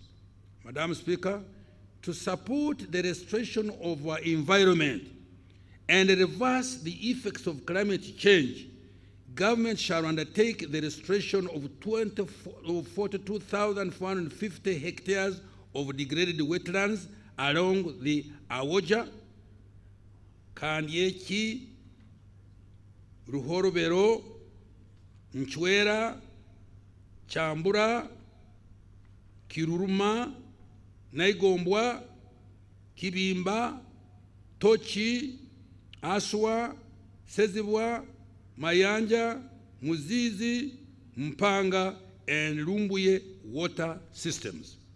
In addition, government shall demarcate a 720-kilometer boundary with the concrete pillars along the following wetlands: Kibimba, Tochi, Sezibwa, Mayanja, Muzizi, Awoja, Mporogoma, Ishasha, Kandeke, Ruhorobero, Nchwera, Chambura, Kiruruma, and Naigombwa. A total of 15 million seedlings of assorted tree species shall be procured and distributed to individual farmers in several districts, as well as to refugee hosting communities in the Albertine region and in Western Nile, as well as individual farmers. Madam Speaker, I have provided shillings 516.78 billion next financial year for climate change mitigation, natural resources, environment, and water resource management. Increasing effectiveness of wealth creation initiative, the parish development model. Madam Speaker, the PDM has now been fully rolled out. A total of shillings 2.4 trillion has so far been provided. The money is being transferred directly to beneficiaries in 10,585 parishes across the country. The introduction of the Wendy application by the government-owned Post Bank and its partners has saved beneficiaries the inconvenience of traveling long distances to open up bank accounts or withdraw their money. It has also enhanced transparency by providing full visibility and traceability for all funds up to the last mile beneficiary. The extensive mobile telephone coverage, both smartphone and KBT, has helped to lower transaction costs for the PDM beneficiaries. Going forward, government will deepen the use of Wendy and other digital technologies and innovations to enhance financial inclusion and drive efficiency, accessibility, and effectiveness of the program. These technologies will gradually be extended to other wealth creation initiatives. The total of 1.165 million households that have so far received PDM funds have invested in intensive agriculture projects that include poultry, dairy, coffee, piggery, fish, fruits, and food crops. In the next few days, I will release the remaining 529 billion for this financial year directly into the accounts of PDM circles, into the PDM circles. Each PDM circle will continue to receive 100 million shillings. Madam Speaker, 1.599 trillion has been provided next financial year for the additional 100 million per parish to benefit more households. Government will also ensure effective implementation of Pillar 1, which includes input certification, provision of extension services, storage, value addition, and market linkages. Now Emyoga. Madam Speaker, to date, government has provided a total of 480 billion through Emyoga.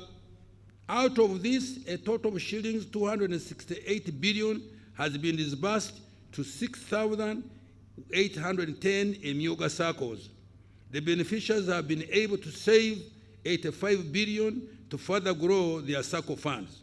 As a result, 607,636 individuals across the country have benefited from Emyoga funds, and shillings 80.28 billion has been recovered from the first round beneficiaries and is being advanced to others.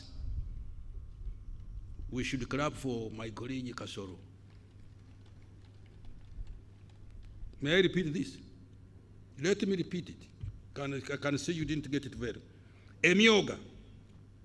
Madam Speaker, to date, government has provided a total of shillings 480 billion through Emyoga. Out of this, a total of shillings 268 billion has been disbursed to 600,810 Emyoga circles. The beneficiaries have been able to save 85 billion to further grow their circle funds. As a result, 636 individuals across the country have benefited from the Emyoga funds, and shillings 80.28 billion has been recovered from the first round beneficiaries and is being advanced to others. Madam Speaker, in the next financial year 24-25, I have provided an additional 100 billion under Myoga to support more Ugandans to create wealth and boost their incomes. Agricultural Credit Facility. Madam Speaker, since 2009, government has partnered with banks to support commercialization of agriculture through a credit guarantee scheme that provides up to 50% of the money loaned to a farmer. Cumulatively, government has invested 303 billion Uganda shillings, causing a cumulative loan disbursement of 860 billion. This money has enabled a total of 3,868 agricultural projects to access patient capital for commercial on-farm investment, post-harvest management, agro-processing, and trade in agricultural produce. Next financial year, government will continue to capitalize the SF with an additional of 30 billion Uganda shillings. Capitalization of UDB. Madam Speaker, Uganda Development Bank has grown into a formidable shillings 1.3 trillion bank in assets, providing patient and relatively affordable capital to those adding value to agricultural materials, manufacturers, as well as investors in tourism and hospitality, infrastructure, and education. It has created a total of 51,841 jobs. During financial 24-25, the bank will continue to provide capital to businesses involved in value addition, including promotion of innovation in the areas of science and technology. It will also support youth-led enterprises, manufacturers, and also provide working capital to exporters and those involved in import substitution. Green financing is also going to be enhanced to ensure climate adaptation and mitigation. To achieve this, government is going to further capitalize UDB with another 55 billion Uganda shillings. Government is also in the process of acquiring for UDB credit lines worth 1.083 trillion to lend more to wealth creators. Support to SMEs. Madam Speaker, 2 years ago, government set up Small Business Recovery Fund to provide soft loans to SMEs that had suffered financial distress during COVID-19.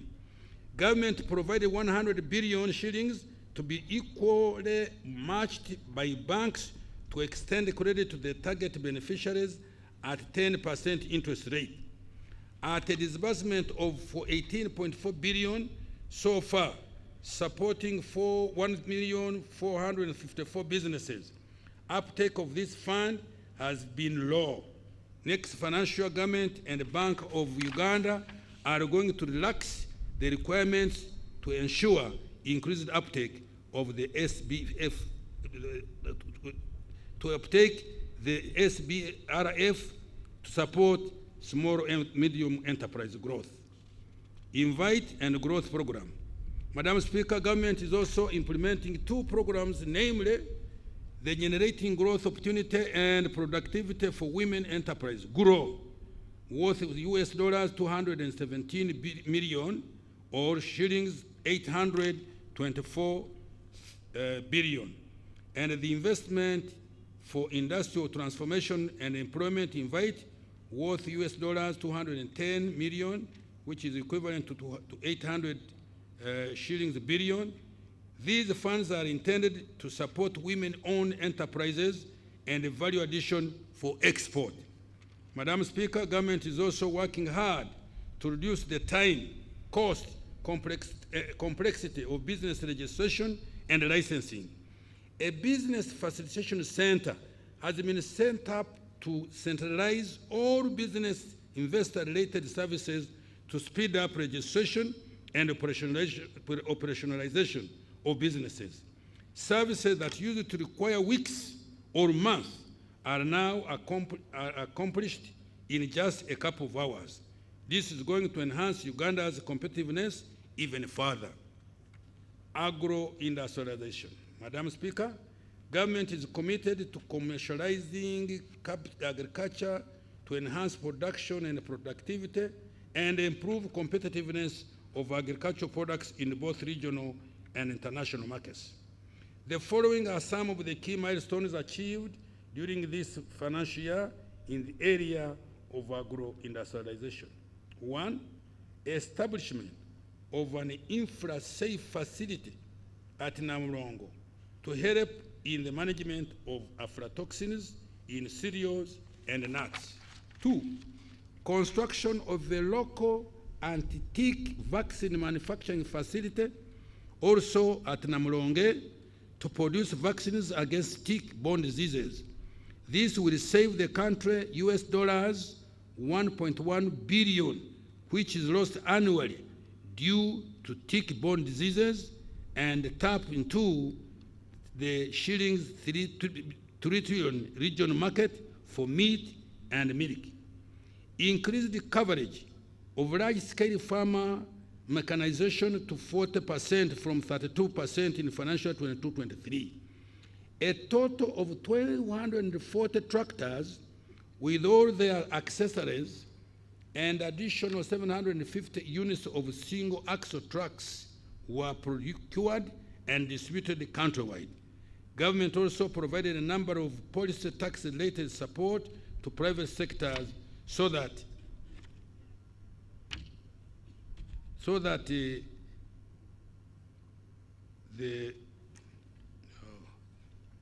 we forget about that. Somebody messed me up.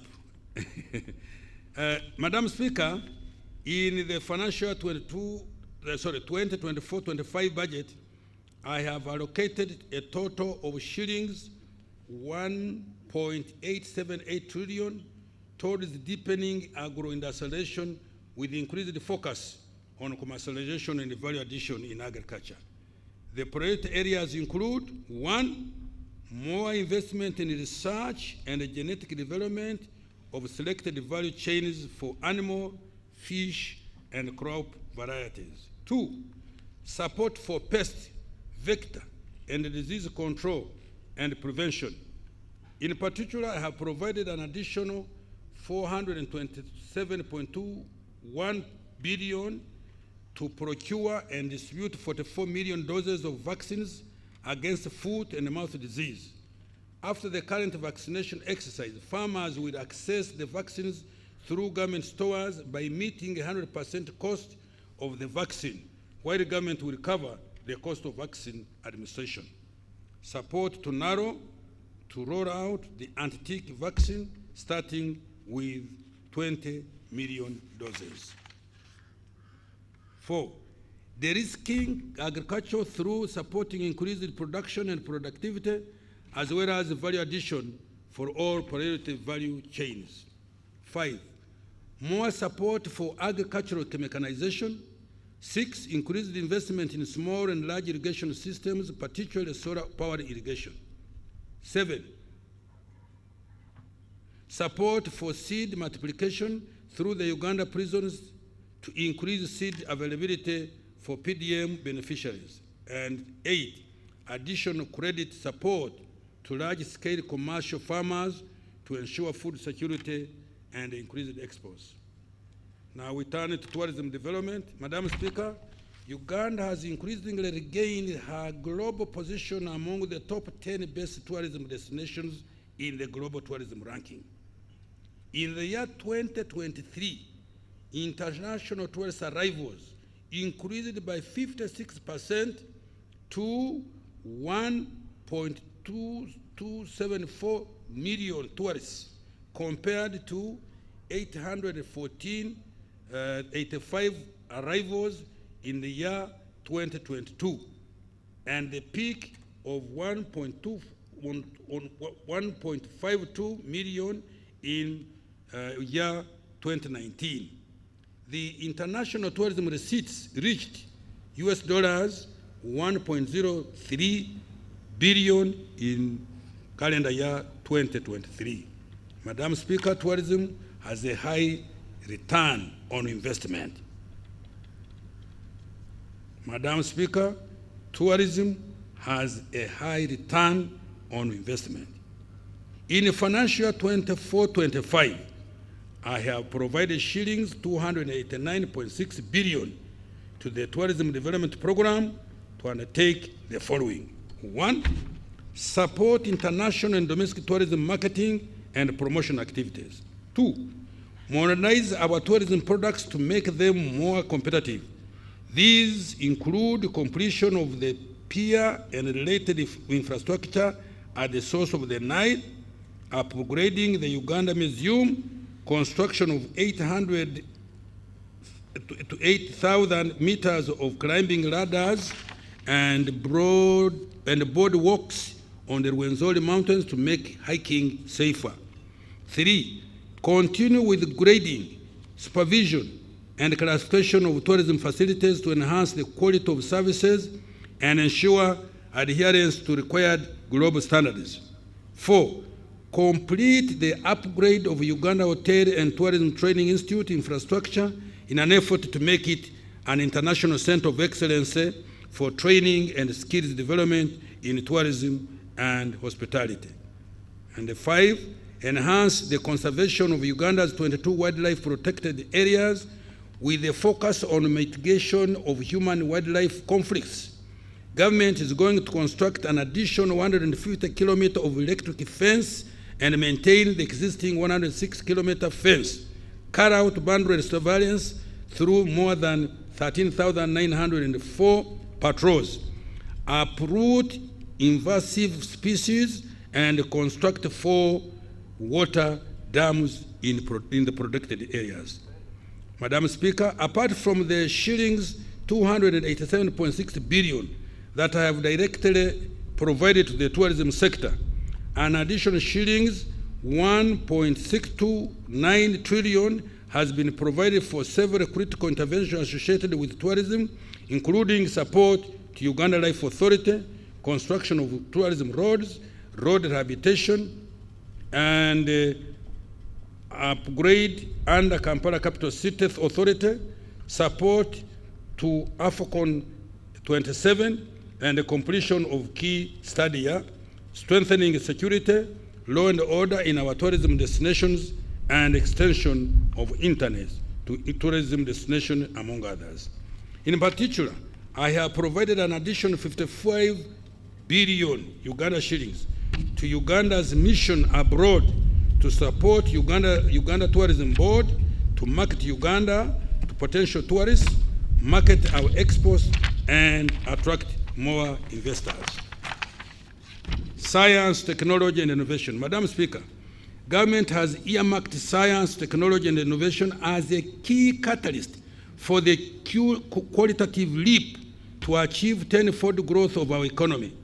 This financial year, building on investments made in recent years, the following are the key achievements contained. Kira Motors Corporation. Government has supported Kira Motors to construct and equip a magnificent 2,500 vehicles per year manufacturing plant in Jinja Industrial Park. This facility has capabilities for bus and truck body manufacture, vehicle painting, powertrain manufacture, electronic key systems, and trim integration and production quality inspection and testing. The complex has so far manufactured 39 buses, of which 27 are electric and 12 are low-emission diesel. The company has orders of more than 100 buses from Tanzania, South Africa, Eswatini, formerly Swaziland, and Nigeria. This demonstrates the huge market potential for the vehicles. Kira Motors Corporation currently directly employs 168 people in engineering, production, marketing, and sales, and finance and administration. This number will increase to 600 once the plant in Jinja is fully operational. Madam Speaker, next financial year, government is going to support Kira Motors with shilling 32.5 billion to complete the plant and access working capital. Presidential Initiative on Banana Industrial Development, PIBID.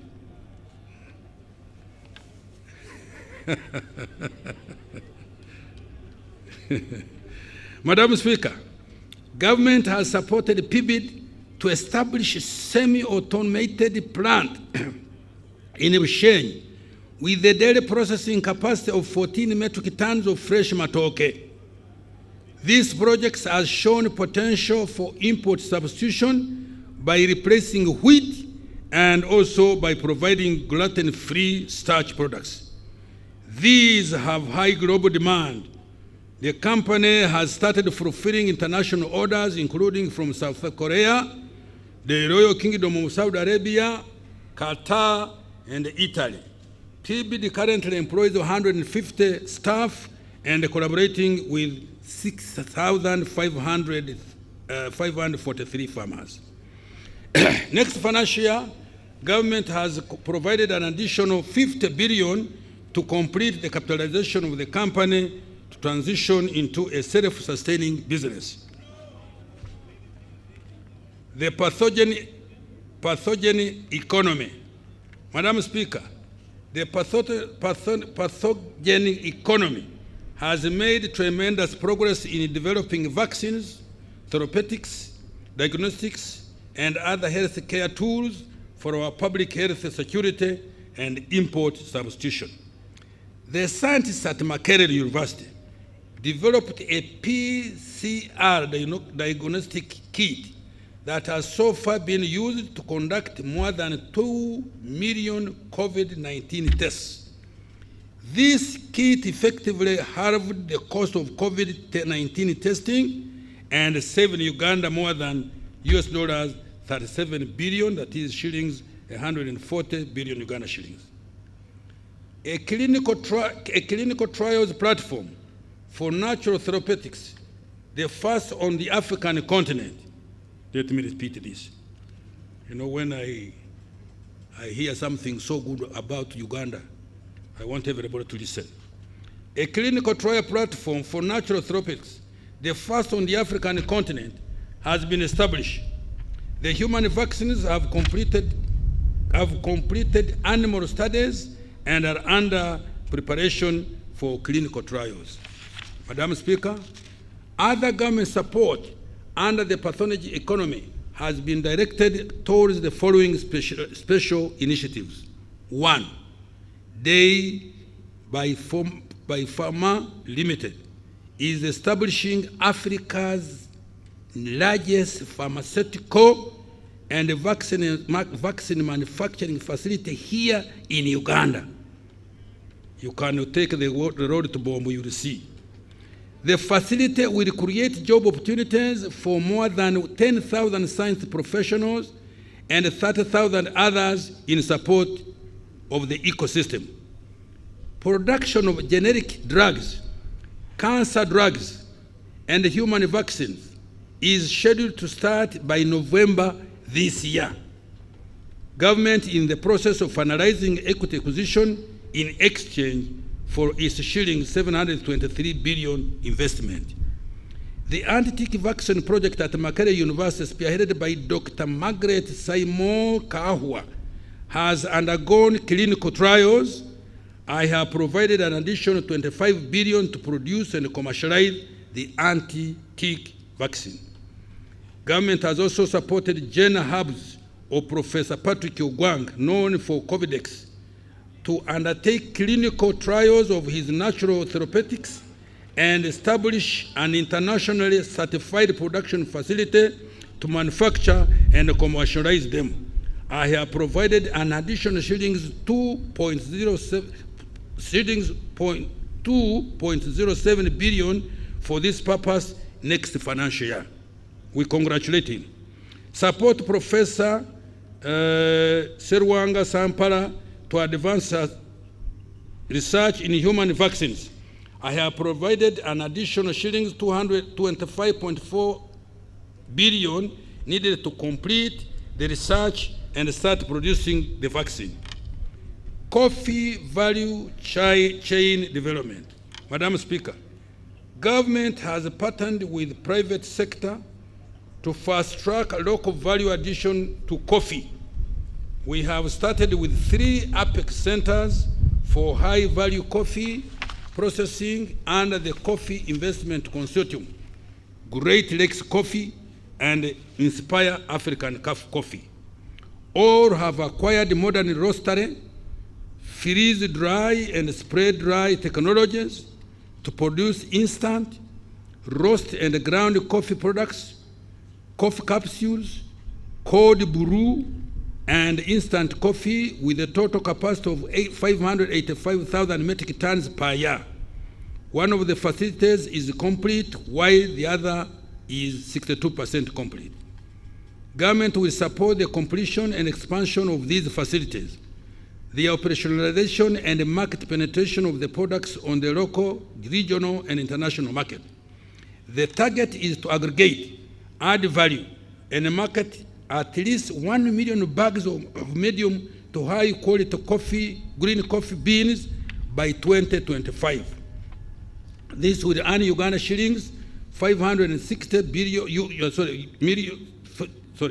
Uganda shilling, no, sorry. This will earn Uganda shillings to 560 million US dollars from value-added coffee in the next 5 years, which would catalyze the whole sector to bring in at least US dollars 5 billion in line with our 10-fold growth strategy. Shilling 75 billion has been provided next financial year to improve coffee value chain development. Space program, Madam Speaker. Government has supported rapid human capital development of the aerospace program by training our engineers in Japan, China, and Egypt. Government partially furnished the headquarters of the space program, the Impoma Satellite Earth Station, to enhance weather prediction and monitoring landslides and the environment. Government will support completion of these initiatives, including the establishment of a satellite development laboratory and a modern geospatial center to be able to obtain data from a broad spectrum of satellites from partner nations. I have provided 3.3 billion for space program activities next financial year. Madam Speaker, I want to commend His Excellency the President for spearheading the development of the knowledge economy through targeted funding of research and development and scientists in general. You are very mean. The president does do this kind of thing and you don't clap for him.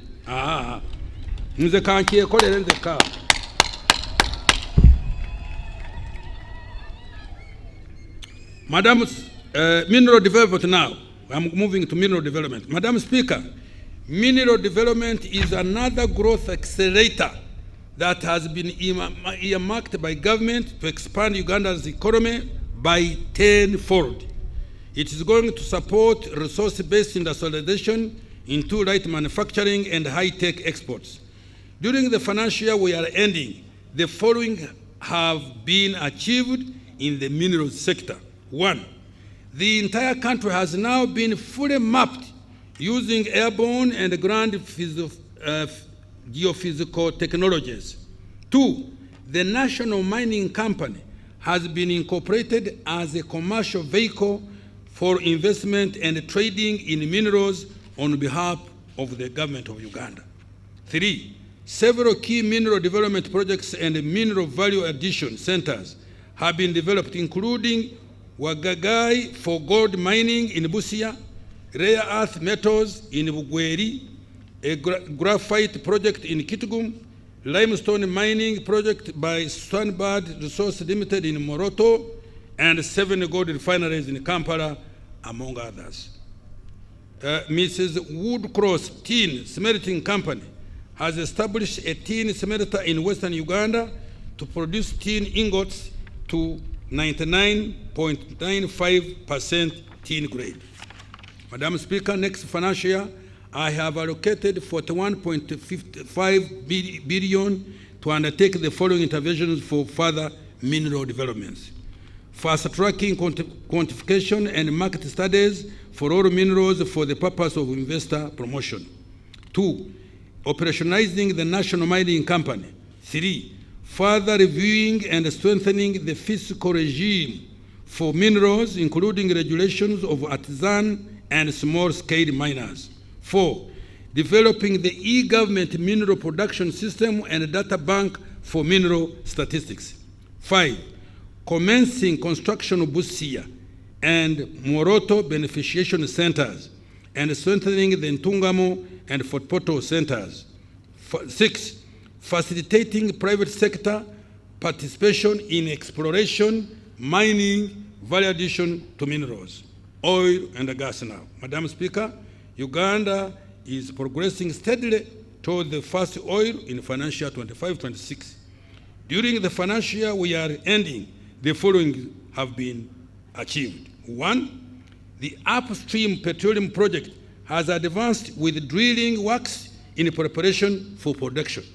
2, the East African Crude Oil Pipeline, EACOP, project is on track with 500 kilometers of pipeline delivered in Tanzania. The target is to lay 100 kilometers per month. 3, the thermal insulation plant for heating the EACOP in Tabora, Tanzania was commissioned in March this year. 4, the Ministry of Energy and Mineral Development has issued 2 new exploration licenses to Uganda National Oil Company and DGR, an Estonian-based company. 5, the planned 60,000 barrels per day refinery in Kabale, Chikube district, is progressing very well. The land for the project sites and associated terminal has already been acquired by government. Technical designs for the project are ready. Government is working with Alpha MBM investments from the United Arab Emirates to build the refinery. 6, government enforcement of the national content policy has ensured that up to 93% jobs in the oil and the gas sector go to Ugandans. A total of 13,670 jobs so far have been given. 7, in addition, the companies investing in the oil and the gas sector are contracting locally. Since 2021, contracts worth $1.796 billion have been awarded to Ugandan companies out of the total contract investment of $7.162 billion. Madam Speaker, in a bid to ensure security of supply of petroleum products, UNOC, in partnership with the private sector, will commence the importation of all our petroleum products beginning in the first week of July this year, which is very near. Madam Speaker, next financial year I have provided shillings 920.68 billion for the oil and the gas sector to prioritize the following. 1, development of the East African Crude Oil Pipeline hub in Tanga. 2, continued construction of the EACOP, including the necessary infrastructure to facilitate adherence to high-quality environmental standards. 3, procurement and dissemination of the 57,000 liquefied petroleum gas cylinders to promote clean cooking. And 4, establishment of petroleum geoscience laboratory. And finally, 5, equity contribution for the refinery project.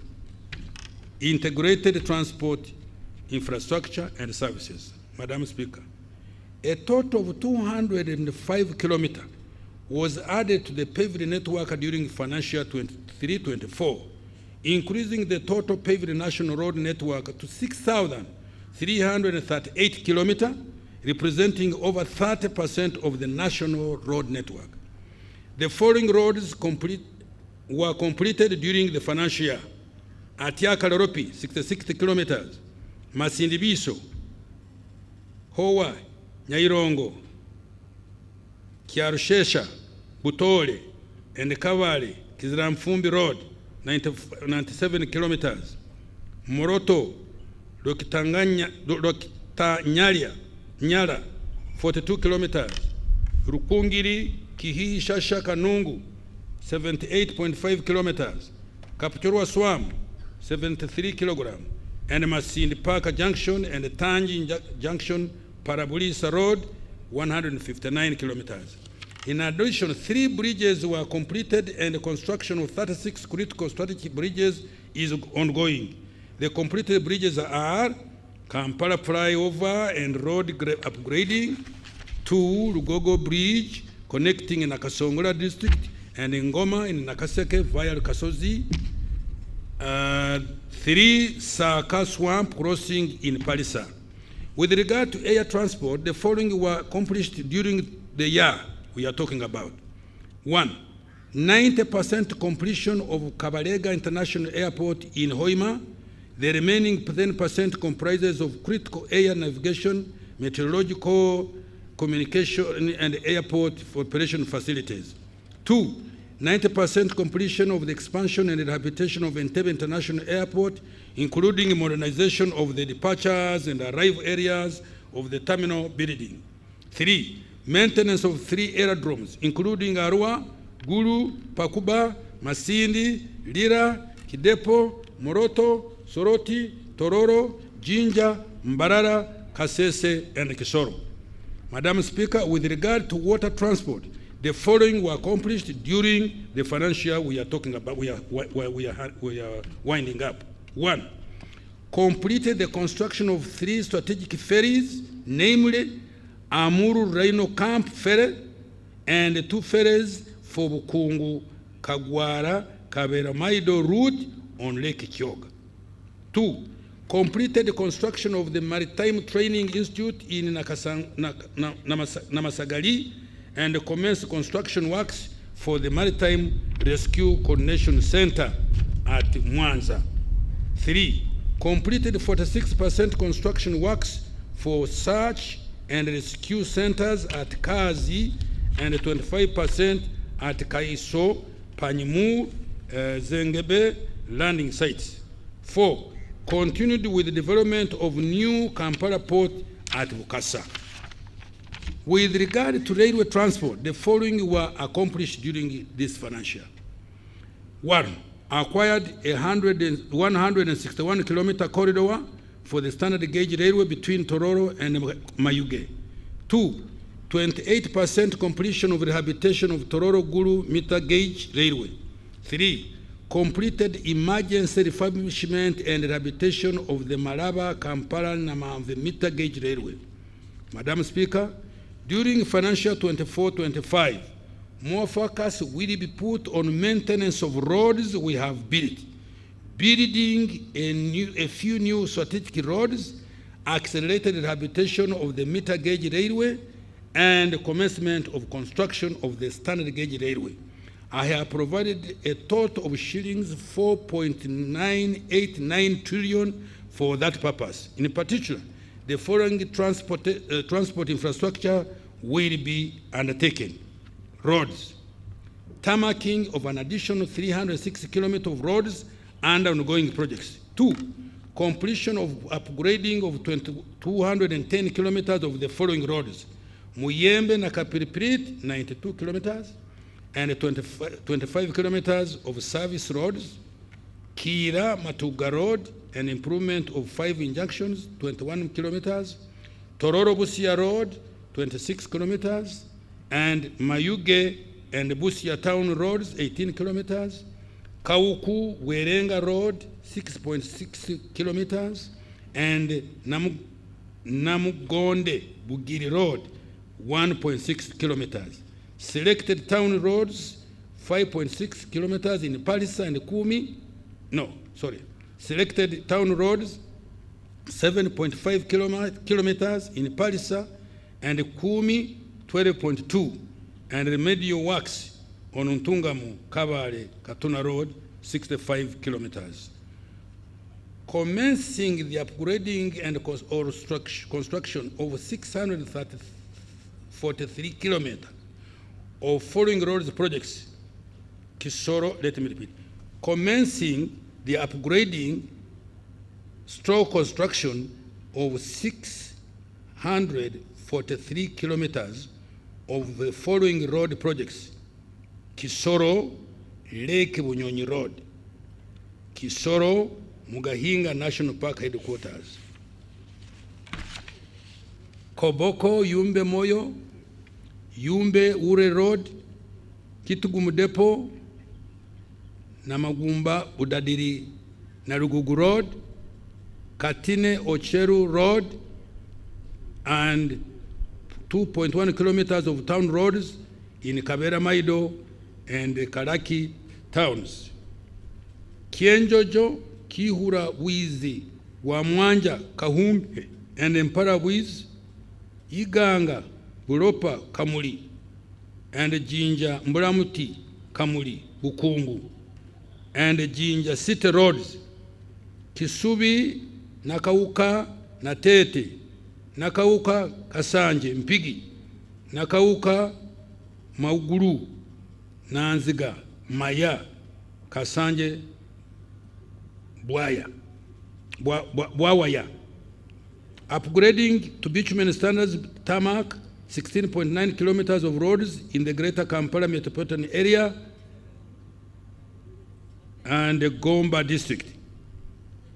Completing the construction of 22 kilometers of Kayunga Nabuganyi Road. 6. Completing the construction of Kakiri Masulita Mawale Road. 7. Rehabilitation of over 10,000 kilometers of national and community access roads in various parts of the country. This will be in addition to routine maintenance under the Uganda Road Fund. 8. Commencing the construction works for Masaka, Kyotera, Mutukura Road, and rehabilitation of Nyendo, Vira Maria Road, and access roads. 9.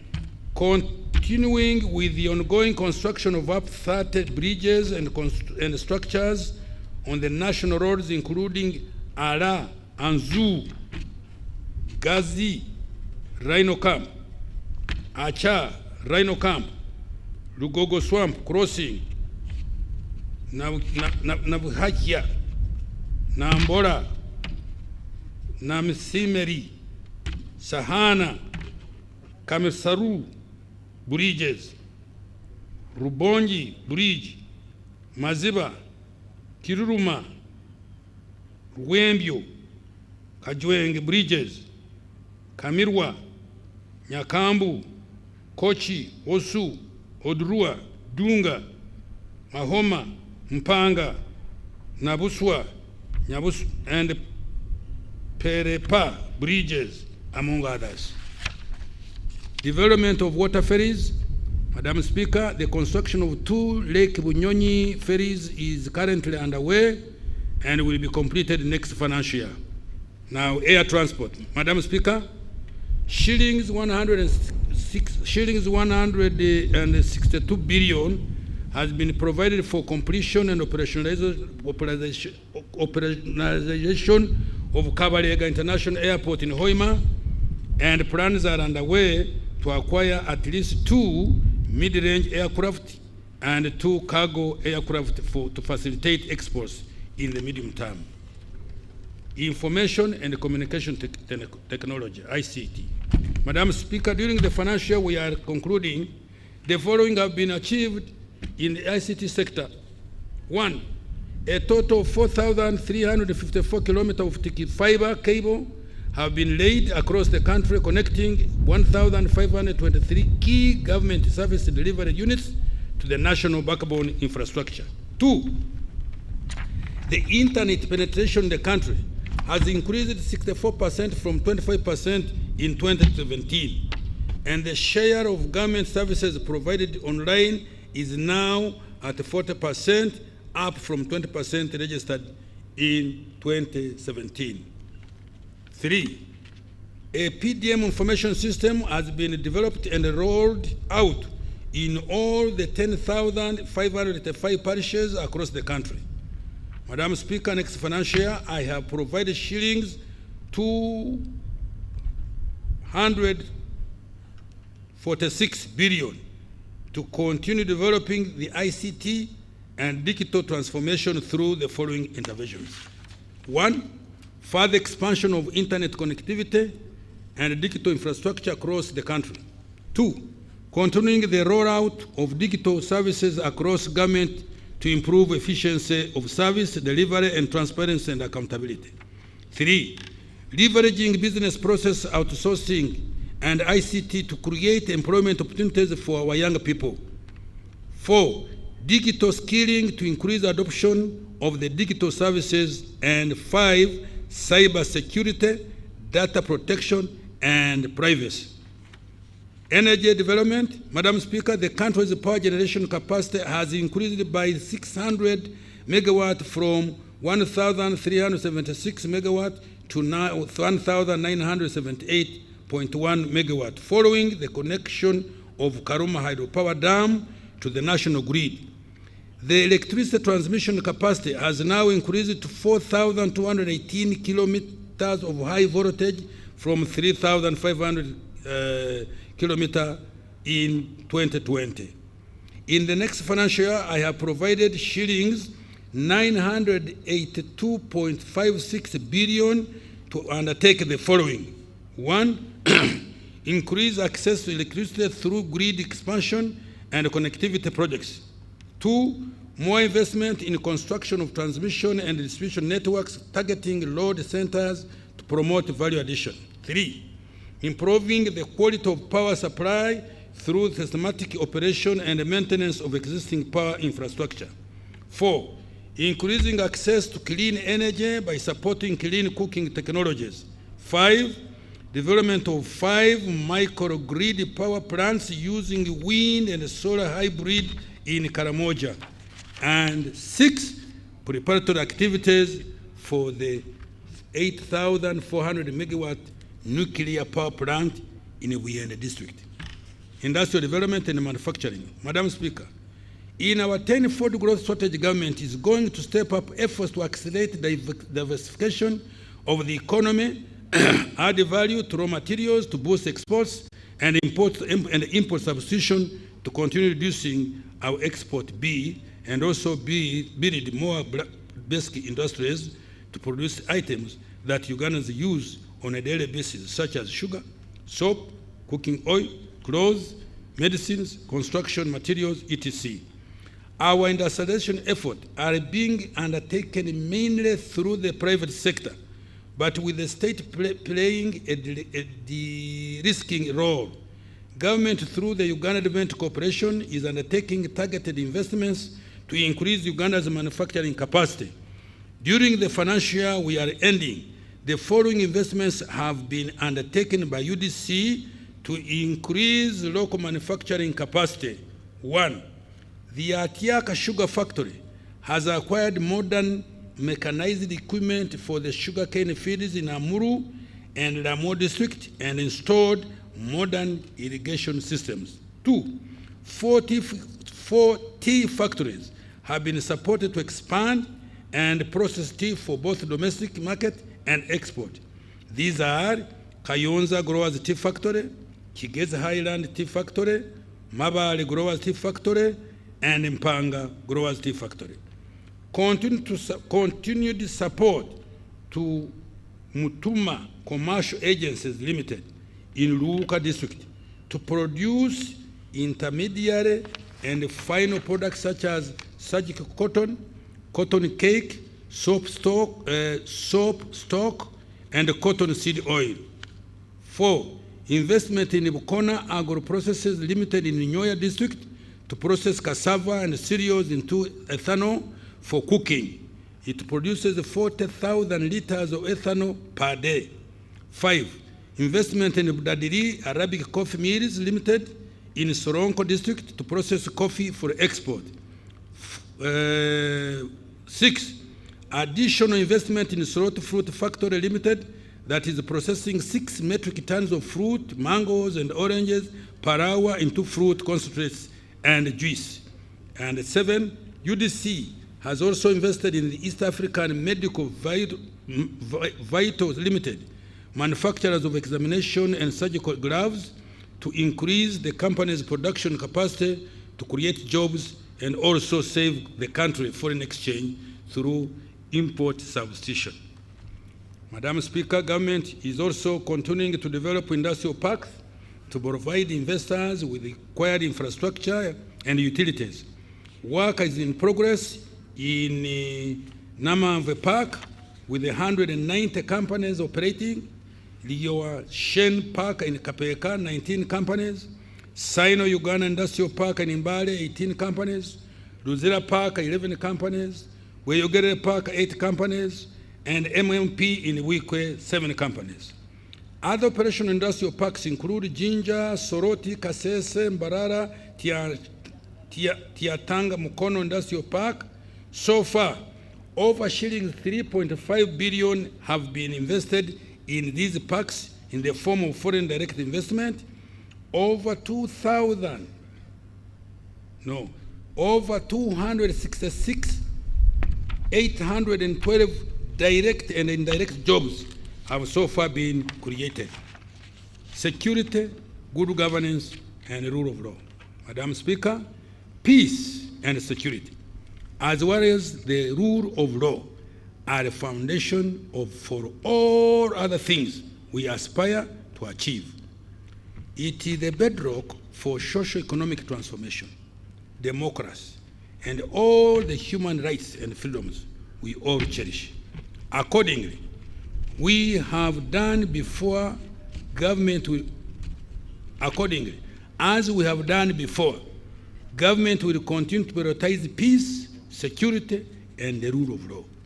Next financial year, I have provided a total of 9.566 trillion, of which 481.4 billion is for administration of justice to ensure that Uganda remains a peaceful and accountable country with law-abiding citizens.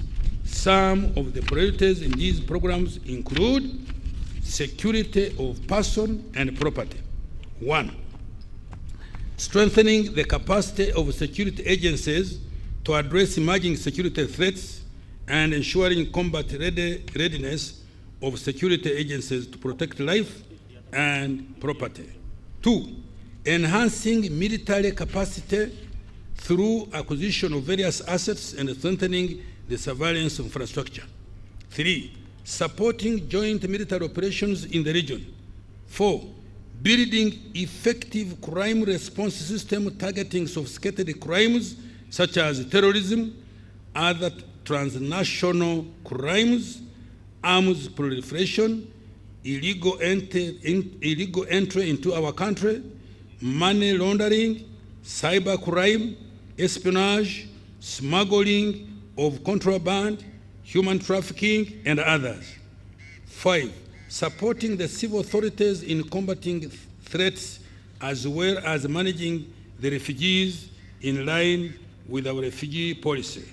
And 6, improving the welfare of the military, police, prisons, ESO, and ESO personnel through salary enhancement. Justice, law, and order. Strengthening justice, law, and order service delivery systems by A, recruiting 10 more high court judges in commercial and land divisions to enhance adjudication of commercial and land cases to eliminate backlog. B, recruiting 5 more justices of Court of Appeal in line with Judicature Amendment Act 2024. C, more investment in court automation to cover an additional 10 courts to enhance efficiency, reduce human contact, by extension reduce incidence of corruption. D, promotion of alternative dispute resolution mechanism to complement the formal adjudication of cases. E, starting construction of regional courts of appeal in Imbarara and Gulu, high courts in Hoima and Masindi, chief magistrate courts in Amorota, Buro, Rakai, and Katine, and magistrates grade 1 courts in Busembatia, Nyarushanje, Rubuguri, and Adwari. F, promoting the use of scientific evidence in investigation and prosecution of cases, including construction of the National DNA Data Bank at the Government Analytical Laboratories at Wandegeya.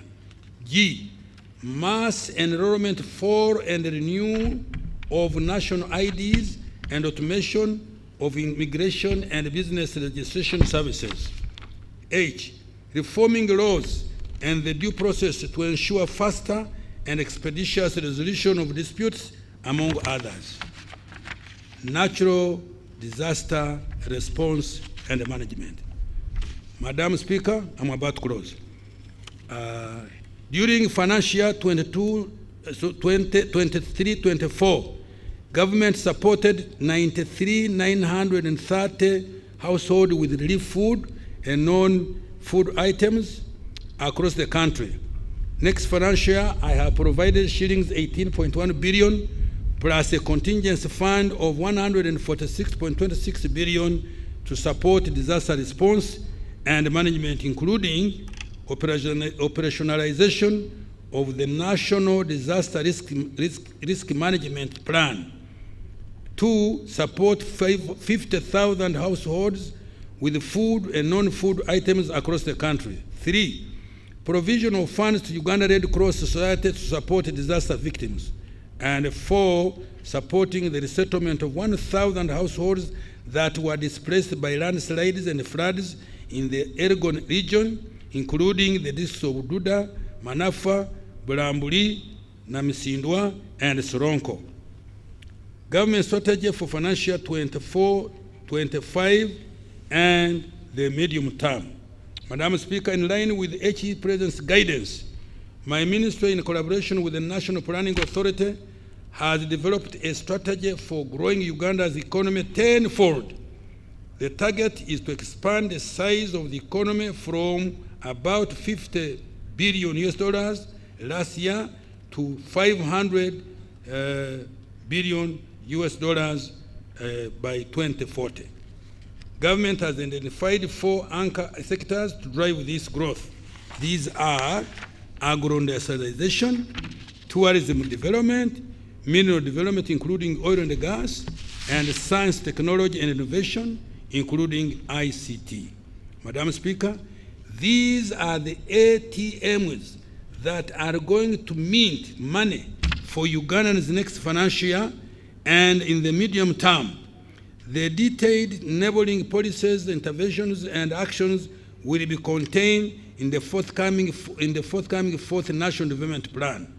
Madam Speaker, to achieve this ambitious goal in the next 15 years, we must deliberately and pragmatically do the following. 1, double the size of GDP every 5 years for the remaining 3 national development plans. 2, raise per capita GDP 6-fold from the current US dollars 1,146 to about US dollars 7,000 in financial year 2039-40. 3, double the level of savings in the economy from 20% of GDP to 40% of GDP in 2040. 4, raise the share of exports in GDP from 12% in 2022 to 50%, and the share of manufactured products in merchandise exports from 13% to 50%, and medium high-tech products from 21% to 50% over the same period. 5, increase the annual FDI inflows from US dollars 2.9 billion in 2022 and to US dollars 50 billion by 2040. 6, accumulate the stock and the quality of human capital, skilled workers, physical capital, energy, railway, roads, air travel, and internet infrastructure, and natural capital, forests, swamps, rivers, and lakes. Madam Speaker, the success factors of this strategy are: 1, enhancing the capacity for effective national defense and security to avert any internal or external security risks. 2, maintaining constitutional order, an effective and efficient judiciary, and a people-centered legislature. 3, economic stability in line with the commitments contained in the Charter of Fiscal Responsibility. 4, a reformed government-wide coordination of rationalized ministries, departments, agencies, and local governments. 5, effective and accountable public institutions prepared to fight corruption and impunity. 6, policy consistency to ensure effective implementation of government programs and interventions. 7, enforcement of local content in government programs and investments, and support to culture and the creative industry. 8, digitization and automation, including e-payment, e-commerce, e-government, procurement, e-health, e-education. 9, support and take advantage of the full implementation of the East African Common Market and economic integration under the African Continental Free Trade Area. Now, financing and expenditure for the year we are entering, Madam Speaker, the total resource envelope for financial year 24-25 amounts to shillings 72 trillion 136 billion 504 million 253,466 shillings, of which total revenue is as detailed below. Domestic revenue amounts to 31.982 trillion, of which 29.366 trillion will be tax revenue and shillings 2.616 trillion will be non-tax revenue. 2, budget support, shillings 1.394 trillion. 3, domestic borrowing, shillings 8.968 trillion. 4, treasury bonds for settlement of government outstanding obligation to Bank of Uganda as at 30th June 2024, shillings 7.779 trillion. 5, domestic refinancing of maturing domestic debt, shillings 12.0022 trillion. 6, petroleum fund withdraw down, shillings 115.4 billion. 7, project support, external financing, shillings 9.583 trillion. And 8, local government revenue collections, shillings 293.9 billion. Madam Speaker, the total government expenditure for financial year 24-25 is projected at shillings 72 trillion 136 billion 504 million 253,466 shillings trillion, of which the total appropriation is shillings 37.56 trillion and statutory expenditure is 34.756 trillion. Wages and salaries are projected to amount 7.926 trillion, non-wage current expenditure to shillings 17.45 trillion. Development expenditure from own resources to shillings 6.152 trillion. External project financing shillings 9.58 2.84 trillion. Appropriation in aid to shillings 293.9 billion, while external debt repayment will amount to 3.149 trillion. Madam Speaker, I have attached the details of the resource envelope and expenditure allocation by vote for financial 24-25. Madam Speaker, the year 24-25 budget has been designated to target 7 key priorities. These are: 1, investing in the people of Uganda through education, health, water, sanitation, and hygiene, for which I have provided a total of 10.204 trillion. 2, peace and security of all persons in Uganda. I have allotted a total of 9.107 trillion, including a 25% enhancement of salaries of all security personnel at the rank of captain and below. 3, maintenance of roads, of all roads, construction of a few strategic roads, as well as rehabilitation of the meter gauge railway and construction of the standard gauge railway. I have provided 4.989 trillion shillings for these. Investing in wealth creation initiatives, including commercial agriculture, value addition, UDB and UDC, the parish development model, Emyoga, agriculture creative facility, tourism, science-based research and youth skilling, export promotion program, and the GROW project. I have allocated a total of 2.641 trillion Uganda shillings. 5, to facilitate electricity transmission, distribution, and utilization in existing energy stock, I have allocated 982.6 billion.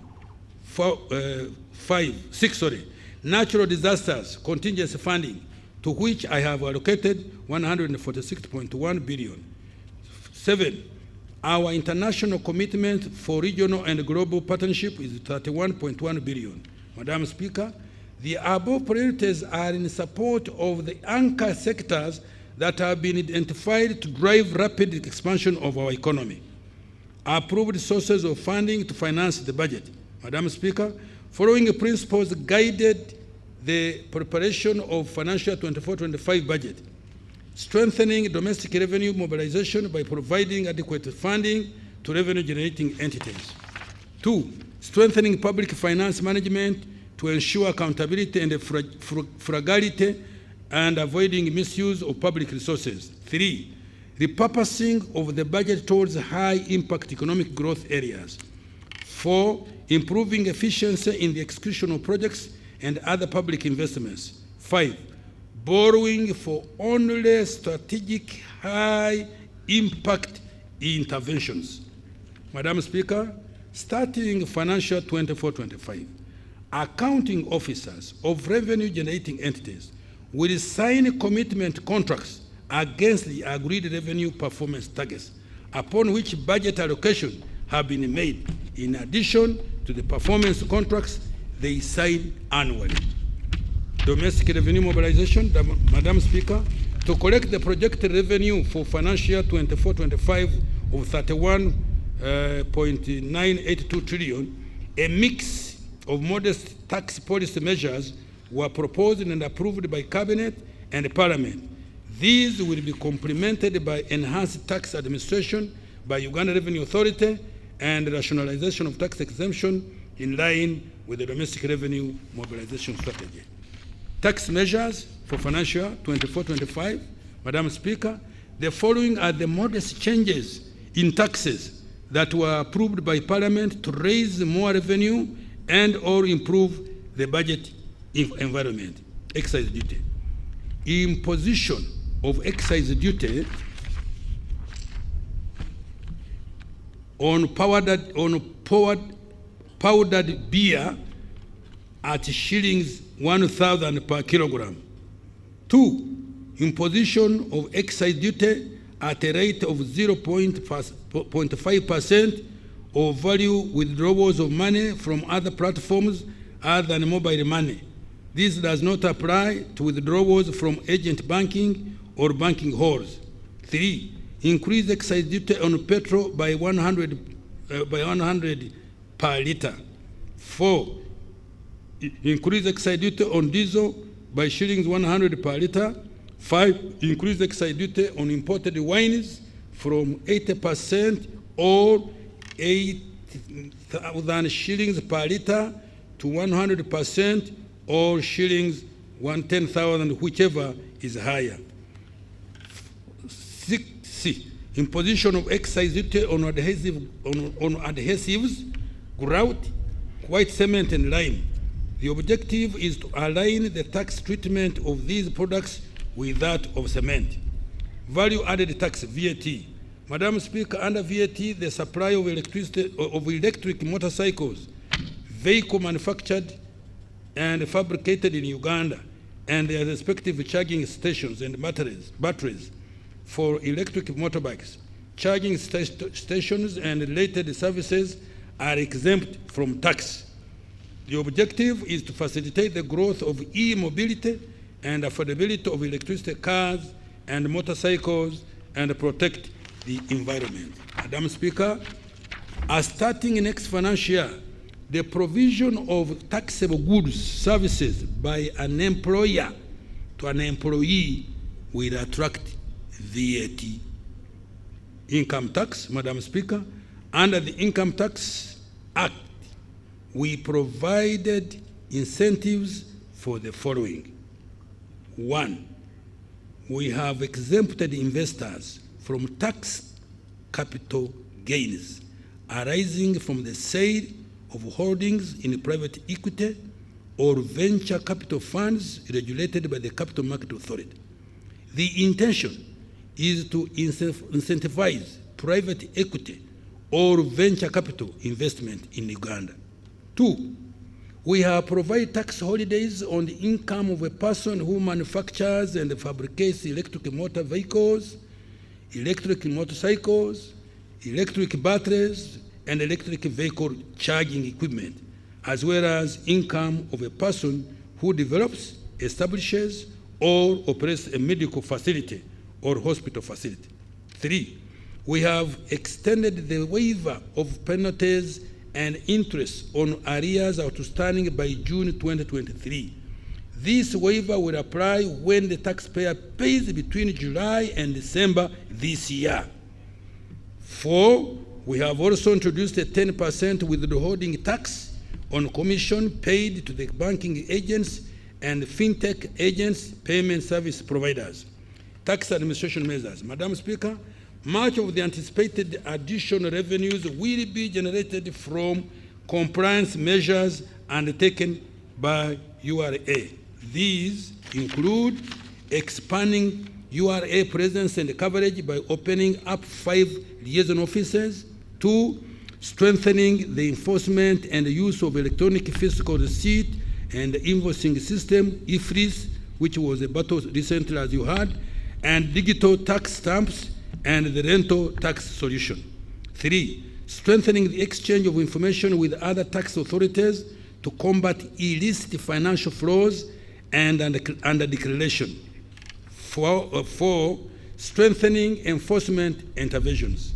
Madam Speaker, I call upon all of you colleagues and fellow Ugandans to render URA and other revenue collecting institutions the necessary support to mobilize revenue required to meet the target for financial 24-25.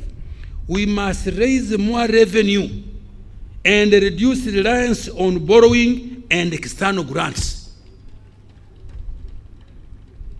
I will repeat.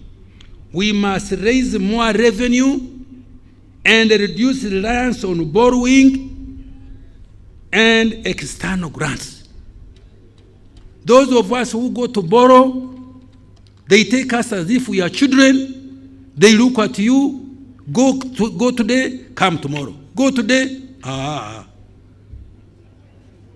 No, we should really take a decision so that we can at least get at a reasonable percentage.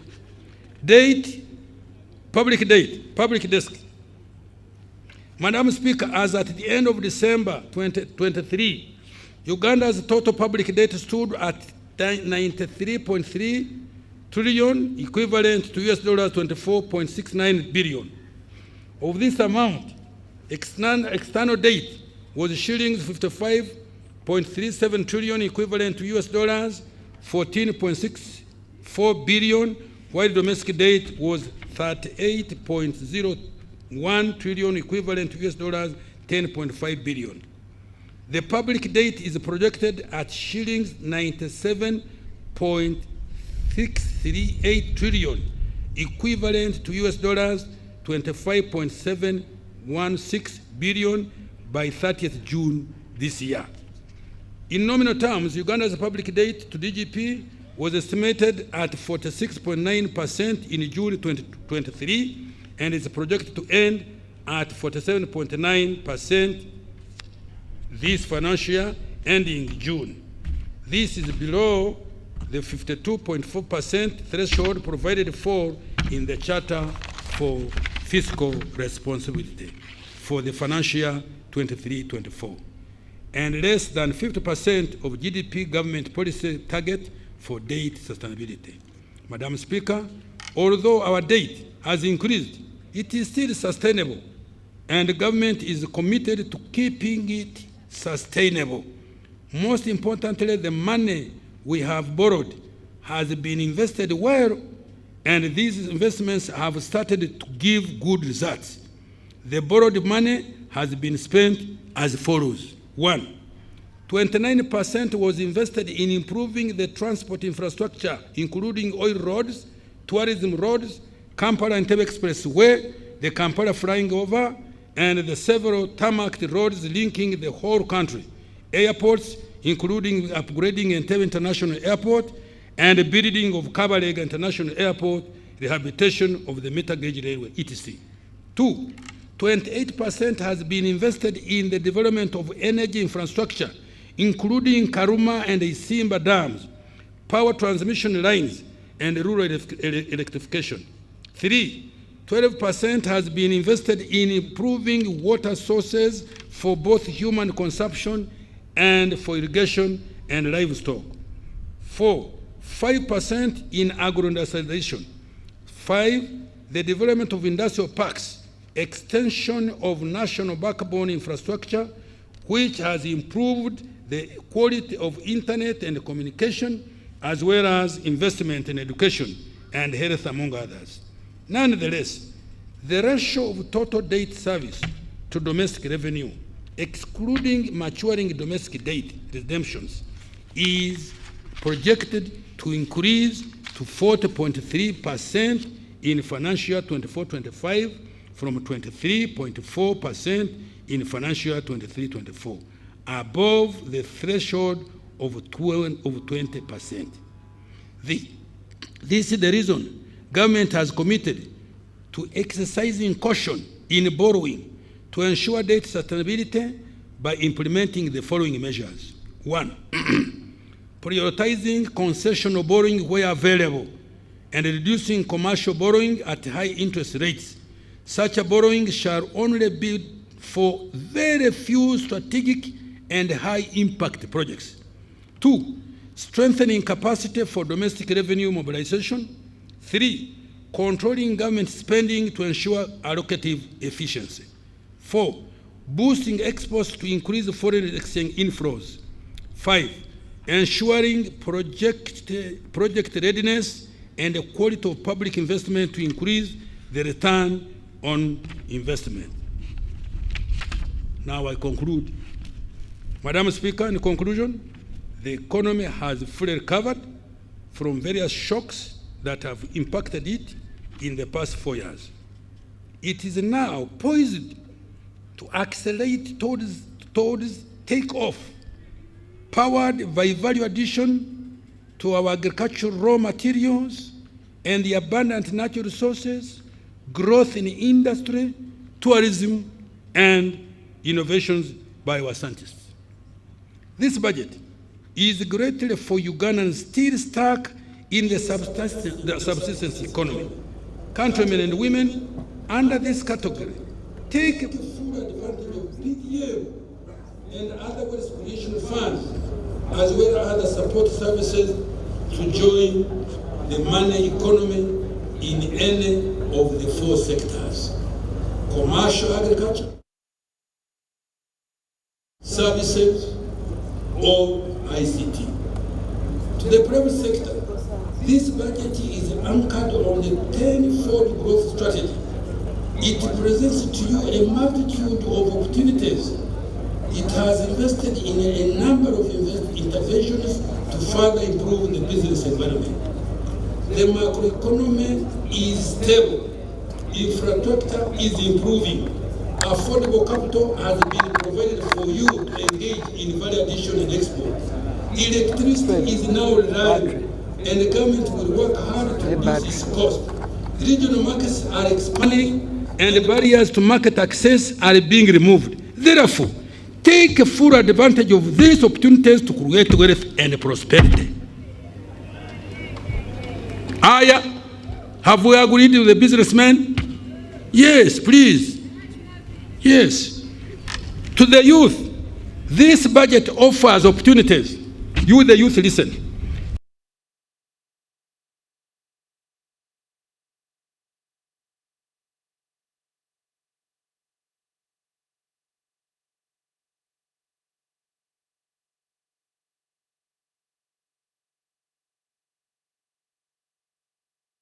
Industry is going to be supported. This budget is the beginning among many in the medium term intended to open up doors for you to escape unemployment and manipulation by self-interested individuals and groups. Take full advantage of the opportunities to make money and live a productive and long life. Like some of us. To the women and mothers of the nation, the budget has provided funds to improve your health, to ensure that your children are born in safe hands, are immunized, sleep under mosquito nets, drink clean with safe water, and are educated in nearby schools for free. The budget has also allocated billions to support your businesses, however small they are now. To the elderly, persons with disabilities, and other vulnerable persons, wherever you are in this country, the budget offers several social safety nets, not only to shield you from poverty, but also to ensure that you can be productive and begin to live a decent life. To the gallant men and women in uniform, at the rank of captain and below, who are serving in the UPDF, in the Uganda police, in the Uganda prisons, in internal and external intelligence services, this budget contains the first installment of enhancement of your pay.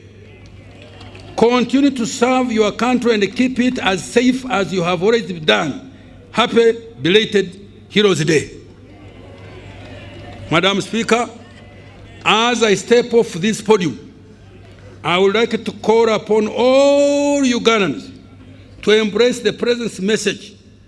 Let every adult Ugandan engage in producing a good or a service for sale. That way, we shall be able to create a bigger pie for the greater good of our country. I dedicate this budget to all the wealth creators. Madam Speaker, with that passionate statement, I wish to beg to move. Thank you. Thank you so much, Honorable Minister. Honorable Minister, everybody appreciates your budget this year, and that's why you can see nobody has even slept. We want to congratulate you so much, and we want to thank you, Honorable Minister. And by extension, we want to thank the President for the clarity of your delivery of the budget speech for this financial year. Thank you so much, Honorable Minister. Next. Remarks by His Excellency the President. Honorable members and distinguished guests, as I said, Honorable Kasaija was performing a delegated role. The Chief Minister of Finance now is going to give us briefs on his budget. I now take this opportunity to invite His Excellency the President of the Republic of Uganda, Yoweri Kaguta Museveni, to make his remarks on his budget. Welcome, Your Excellency.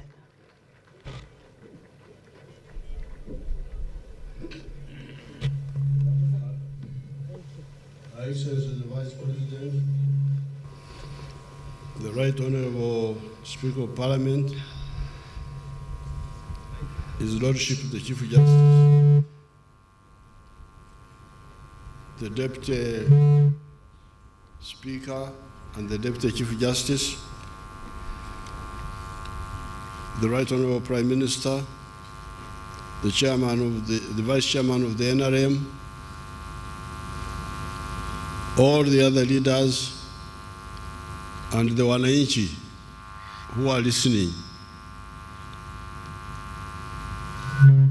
In the State of the Nation address, recently, I reminded you of the 3 historical missions of the African Revolution. I reminded you of the 4 ideological principles of the NRM and of how the Ugandan economy has not only grown from US dollars 1.5 billion in 1986 to now US dollars 55 billion by the exchange rate method, but also to US dollars 180 billion by the PPP method. I think the economists should get time and explain to you this difference between GDP by the exchange rate method, which is what the minister was talking about here, and GDP by the PPP method, the purchasing power parity method. The exchange rate method shrinks our economy because we are still importing items from abroad unnecessarily. We are importing unnecessarily. If you look at the size of our GDP by the PPP method, it is now 2 times the size of the South African economy when Mzee Mandela took over the leadership of that country in 1994. Because at that time, the GDP of South Africa was about 80 billion, 89 billion or something. So if you use the PPP method, the GDP of Uganda now is 2 times the size of the South African economy by the time Mzee Mandela took over government there. In the next few years, for me, I'm not waiting for the 2040, because they keep talking about the 2040. We shall catapult the economy to the size of the USD 500 billion. Why am I sure of this? It is because much of our economy today is comprised of raw materials that are in value nominally 10% of the value of the final products. By adding value to coffee, maize, forest products, minerals, etc., our economy will grow exponentially. You have seen the exports in this year. They grew by 38%. You saw the figures there, which the minister was showing you. Exports. Export earnings in 1 year from $4 billion to $7 billion. Rate of growth 38%. Because we are just underutilizing everything. This is the problem. Uganda importing furniture. You can imagine that? Importing furniture from Dubai, from India. Mama Janet here had to fight with those wonderful people in the Ministry of Education who were determined to buy furniture from India. Imagine, furniture in Entebbe. Also takes money outside. Money is taken to buy dead people's clothes from outside. M30, that's what the Banyankore call clothes of dead people. They are called M30. So that's what we spend $800 million on imported textiles. The shirt I am putting on is made here, 100% Ugandan. This shirt here. Why should we import textiles? We had some issues with the traders here, the people they call traders. What they call traders are the importers. How about, there was a man called Warusi Mpanga in the 1950s. He was buying cattle from the Angkor area and bringing them to Kampala. He was not an importer. He was an internal distributor. According to the traders in Kampala, that one is not a businessman. The businessman is the one who is Oksaka, who is buying from outside. This slave mentality must go away. I'm not a slave myself. I have never accepted a slave dependency mentality.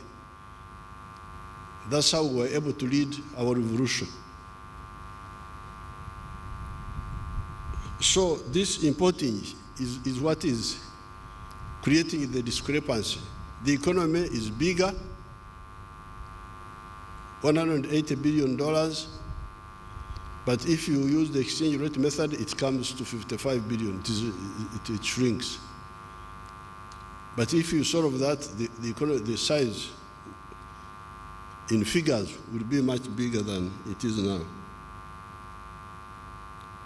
We have the electricity, and we shall continue expanding the generation. I want to thank the minister. Really, he showed everything here in detail. And I'm glad you gave him a standing ovation. I think you may go to heaven because of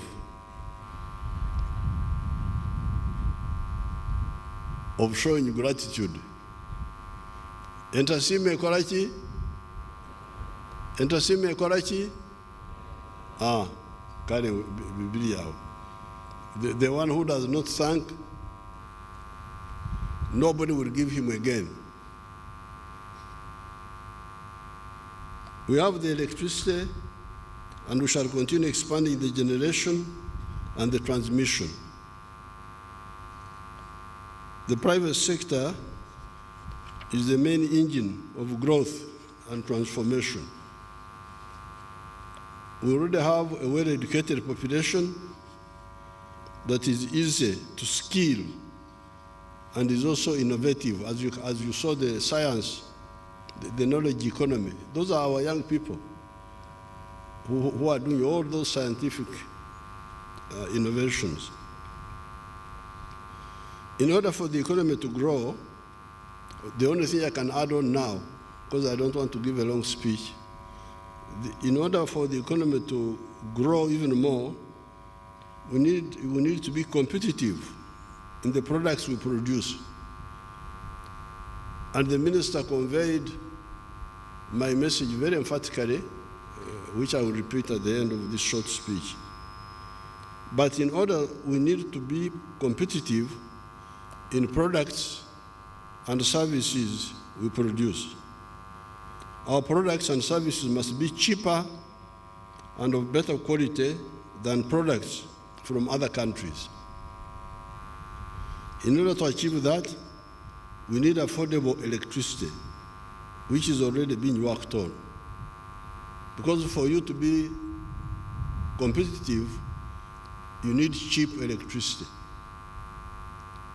And we are working on that, as you saw here. We need low-cost money for the wealth creators, which is already available in the forms of PDM, Emioga, and UDB loans. I really want to render irrelevant these money lenders and all these people who suck our people.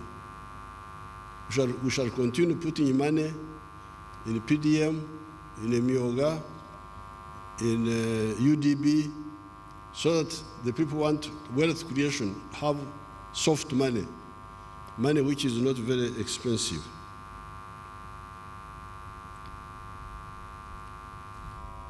Labor, so we have electricity is going to be cheaper.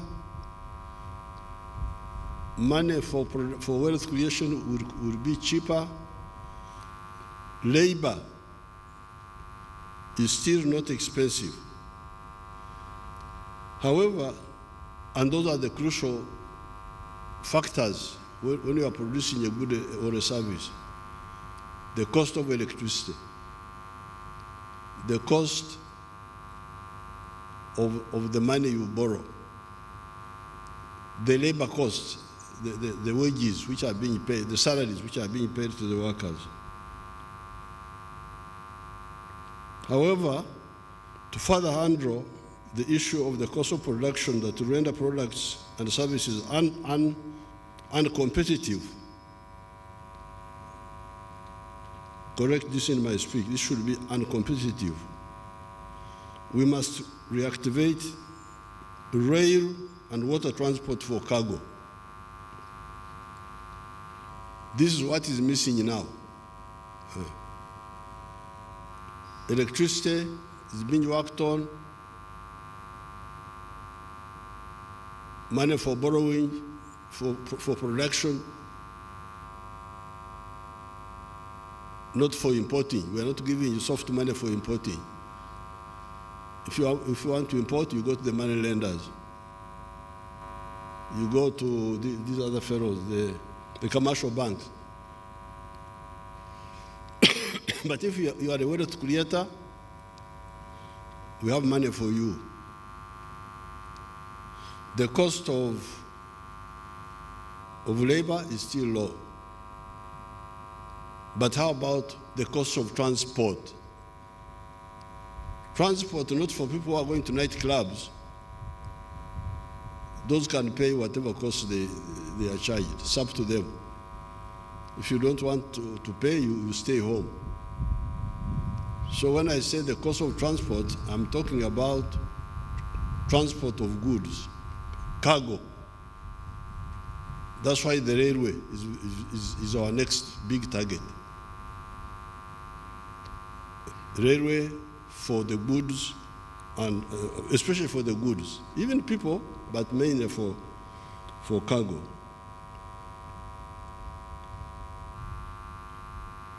We must reactivate rail and water transport for cargo.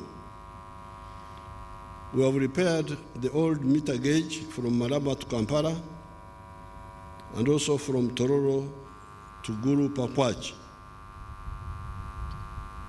We are going to start building the SGR, the standard gauge railway from Malaba to Kampala, and Kampala to Mpondwe to Kasese.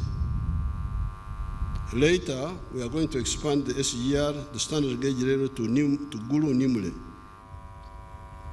The railway will transform our capacity to create wealth.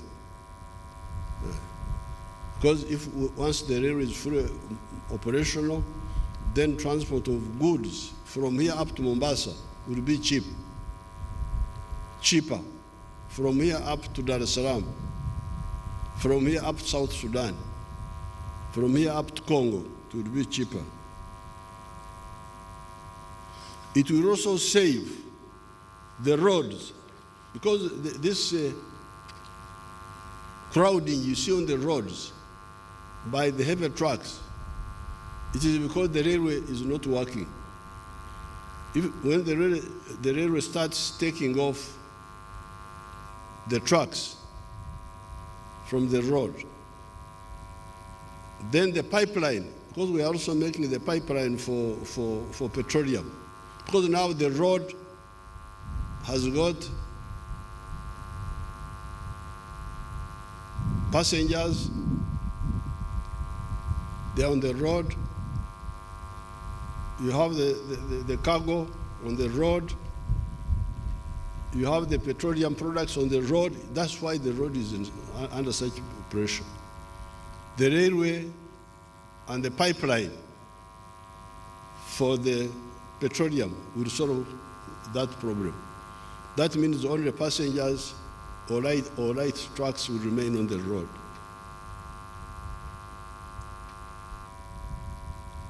It will cause less pollution and consume less fuel, because on the road you spend a lot of fuel stopping, because of the slow movement.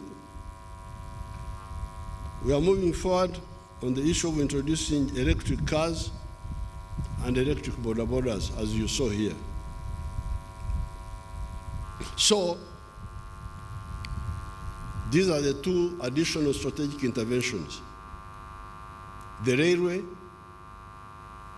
and the pipeline for the petroleum products. Now, the other strategic intervention, we need to stabilize our economy forever, is irrigation for agriculture.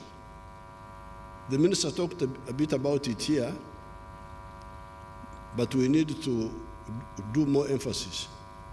Because we are lucky, we have rains, but sometimes the rains delay, or sometimes you have less rains.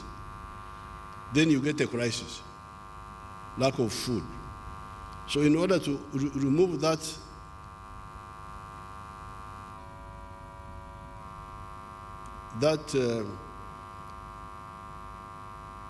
occasional disturbance, we must have supplementary agriculture arrangements. Much of the time we shall have the rains, but if the rains don't come, there is standby irrigation.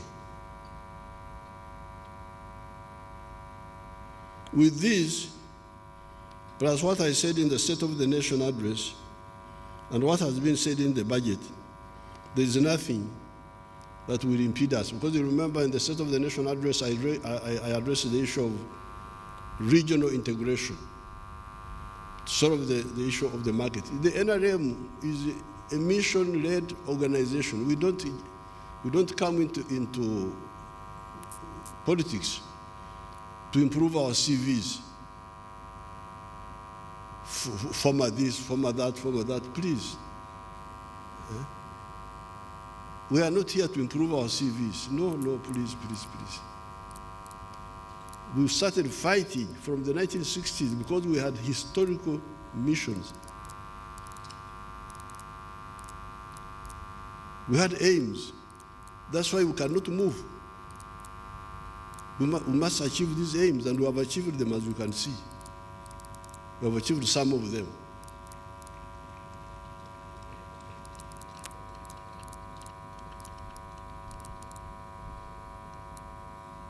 You heard the minister telling you that economy he was talking about, which he presented here, was all minus our petroleum, which is about to come online.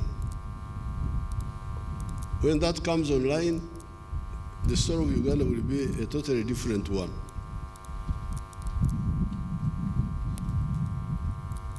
In a short while to come, our petroleum will start coming from the ground. This will enable the government to earn an extra $2 billion per year, assuming today's prices. Even if the prices remain the way they are now, when our oil starts coming out of the ground, the government, not the whole economy, the government alone would be having an extra $2 billion per annum. This is apart from other income streams for the country. This does not include the money to private groups and so on, but to the government. This oil money will never be used for consumption. If the NRM is in charge, we shall never use this oil money to import perfumes and whiskey and what have you. Never. It will never happen. It will only be used for infrastructure and science development. Therefore, strategic items like the railway and the irrigation will be funded by us directly. So this business of borrowing, of this and that, will stop.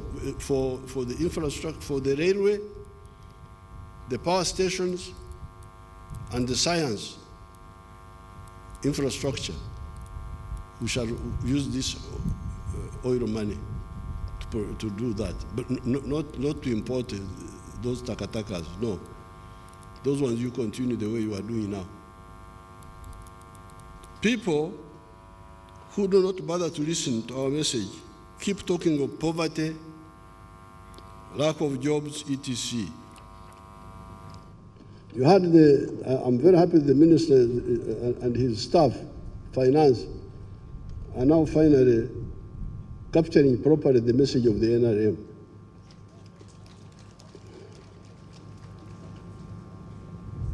Because we have been having problems with them, the way they present things, the way they talk. Sustainable development, what is that? What does it mean? One time I asked, what does a sustainable pregnancy mean? That somebody is pregnant sustainably, never produces a baby. Nature provides that you have quantitative growth and qualitative change. Pregnancy, after 9 months, becomes a baby. A baby, after some time, changes into something else. That's how life is. You cannot have a static situation indefinitely.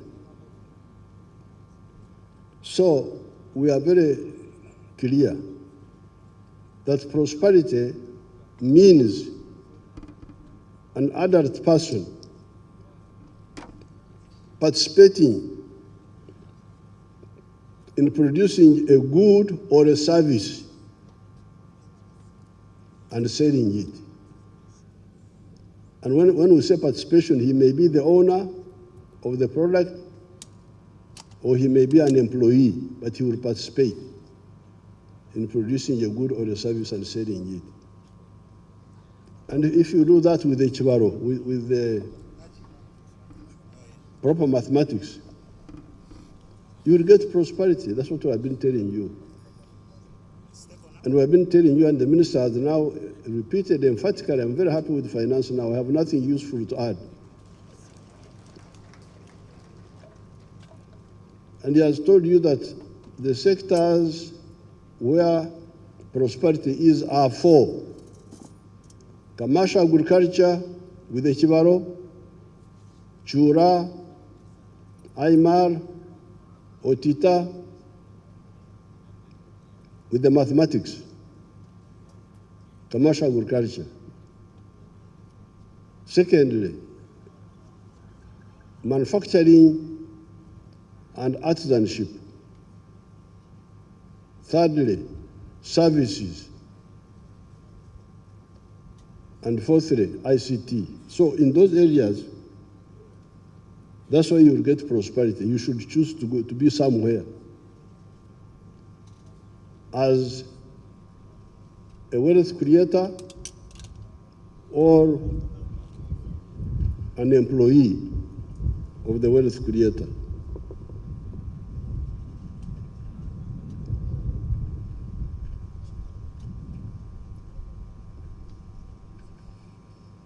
Now, those who bother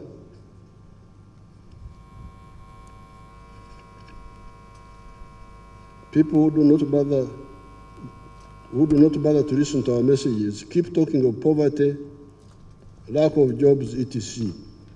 The 4 sectors of commercial agriculture, artisanship and manufacturing, services and ICT, if utilized in the manner recommended by the NRM ever since 1995, will create so many jobs that we will exceed the job levels of Uganda. Uganda doesn't have enough once we develop our full capacity. Uganda will not have enough workers. And by the way, this one happened during the time of the British, when they introduced a few activities here like coffee and cotton and sugar. That's how Africans from Rwanda, from Burundi, from South Sudan, that's how they came here. That small economy, money economy, or during the British time, created so many jobs that the internal people were not enough. That's why our brothers had to come from Rwanda, from Burundi, from South Sudan, to work here. So even now, if we all become wealth creators in the 4 sectors, there will be so many jobs. I've given the example of Mr. Nyakana in Fort Portal, using 1 acre to employ 15 people. And we calculated that if 7 million people did that, we would create more jobs than the whole population of Uganda now. But as of now, we already have 922,000 people employed in manufacturing. Show those factories again if you have them.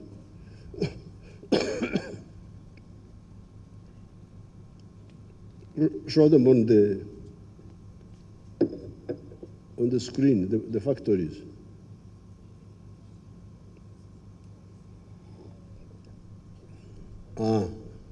Those are now. These are all new factories. In 1986, we had only 80 factories. When we went to the UMA, Uganda Manufacturers Association, we now have more than 8,000 like those. These are already employing 922,000 people and something. The whole of the public service, army, police, civil service, 480,000. So the factories are now employing 2 times the number of people working in this public service. So those are jobs, the jobs are there, but you must be qualified for them by doing the right thing. All those are jobs. New jobs, you can see all of them are brand new factories. They are not all. This is the factories now, giving us 922,000 jobs. The services, the hotels, the tourism, the transport, the banks, they are now employing 5 million people. 5 million. Look at show that factory, the one of the factory. The one which was there now. Put it back. The one which was showing, those are hotels. Go back to the one you had showed.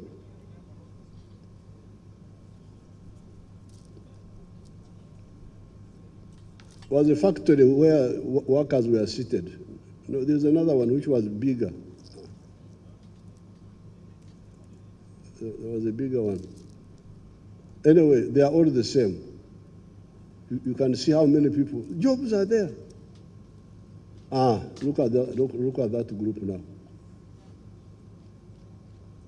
Look at all those are young people. Jobs, just talking.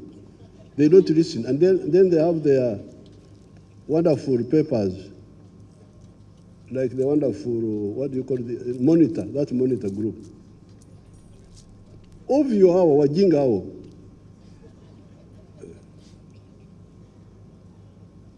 They are like enemies of Africa.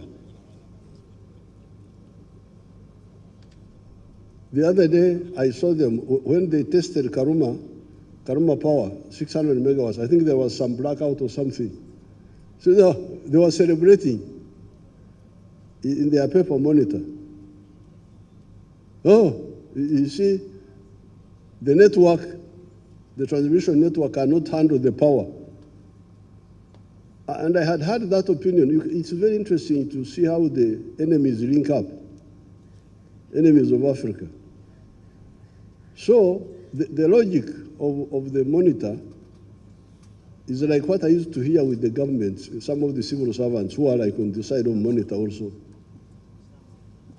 They were saying, but if we have the power station at Karuma, how shall we evacuate the power? If you can't evacuate it, have the factories near there. They can all be around Karuma, nearby, if you don't have to carry it far away. When Jinja, Owen Falls Dam, was opened by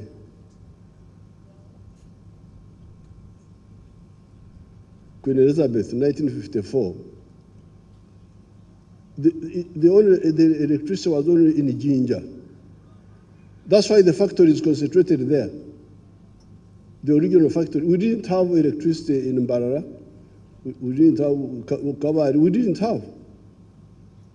But it was enough that it was in one part of Uganda, and all the factories congregated there. That's a step forward.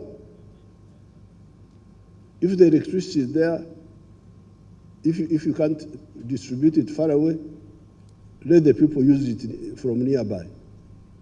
That's not a problem. That's a step forward. It's not something to mourn about and demonize.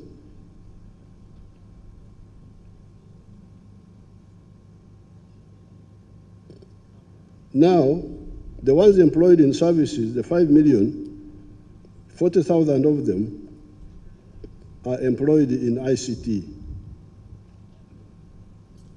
Then 66,000 are employed in mining and quarrying.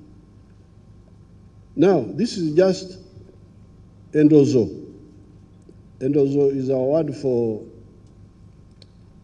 when somebody gives you something to taste.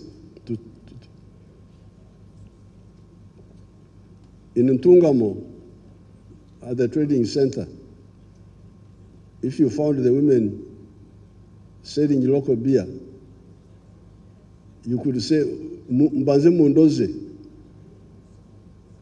give me the jaribu first, the taste, let me taste. He tastes this one, it's not good. But by the time he has finished 6, he's drunk, and he says,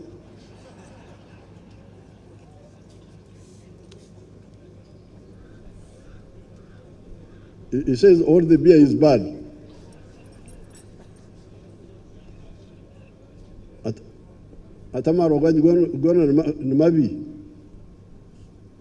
So here, what we are showing you, you show the hotels. You are started showing the hotels, the services on the picture.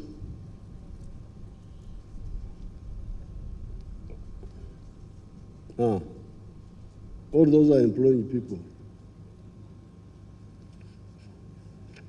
And here in my small speech, I also have those pictures there.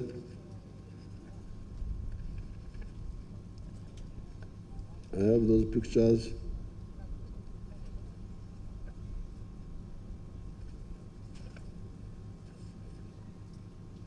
Therefore, I want to repeat what the minister said. Ugandans, wake up, work. The work, the wealth, the prosperity is in the 4 sectors: commercial agriculture, artisanship and manufacturing, services, and ICT. The capital to help you go into any of these sectors is already available in UDB, PDM, Emioga, etc. If the money which is there now is not enough, we can add more. But start.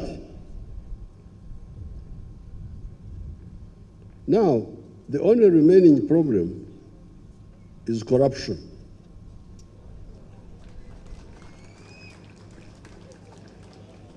As I said the other day, we are going to stamp out that corruption. It's really amazing how people do not see. NRA is a very, very powerful force. I don't know how anybody thinks he can play around with it. We are very soft. We use soft methods. We never force anybody. We always talk to. I am like a pastor, preaching. Repent, you are going to go to heaven. But they don't know. I don't know why they forget that we have got a lot of capacity, a lot of power, which we shall use if necessary. I really can't get it. Because these corrupt people insult our heroes. The other day, we were in Mpenja celebrating Heroes Day. Now, those heroes there in Mpenja, we were told there were 250 skulls of dead people. They are there in just that village. Now, in the whole of Uganda, we lost 800,000 people killed. 800,000. In Ruero, we gathered 30,000 skulls. There were 70,000. So this sacrifice, that's how you are here, you fellows. Excellency President, Excellency Vice President, Right Honorable this, Right Honorable that, His Lordship this, all those powerful people, Honorable, I don't know what, they are all here. On the blood of our people. You heard them when we were in Mpenja, they were still talking about Akasimo, their small, this and that. They sacrificed and we are here. But you come, you get a chance to lead. Instead of helping people, now you start taking away the little which could help them. This is really amazing. Now, in so doing, you delegitimize yourselves, because you see, the Ugandans are very dangerous. When they see that you are not honest, they just leave you. But one day, they will get a chance to avenge on you.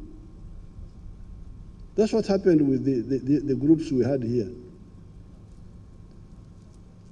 When we got independence, all those young people, we are all young people. Mutesa was 39 years old, Obote was 35, Kakonge was 26 years old. They were all young people. Ibinjira, Nechon, they were 28, they were all young people. Uganda was in their hands, just free gift. But see what happened. Amin was 39, he was a young man. I was like their smaller brother. I was 18 that time myself. That's why I know all of them very well. But you could see how those young people messed themselves up and how they ended up. They lost legitimacy. So when we came on the scene, we had studied all this, and we could not afford this. Now, at that time, what we dealt with was the misbehavior of the army, because that was one of the biggest problems at that time. The army, Nantagambako, they have their word, this one inch of ours, Nantagambako. I don't know how you translate that. How do you translate it in English? The untouchable. The army was untouchable. But the Fronasa said no. For us, we can build a disciplined army.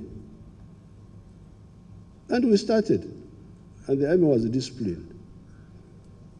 Then in Semuto, 1982, two of our drunk boys went to the village and killed 3 villagers near Semuto. One of the boys was called Zabroni. So they killed people in Semuto. That was really the boundary. Whether NRA was to survive or be written off by the people. So we arrested these people, these boys, Zabroni. He was actually a good boy, but he was fond of drinking. I didn't know him well, but I had not heard anything specifically very bad about him. So we tried them. And the case came to the High Command. The other day, the Right Honorable Speaker was calling me former Speaker, which of course I was for 10 years. But I was also a Chief Justice some time ago.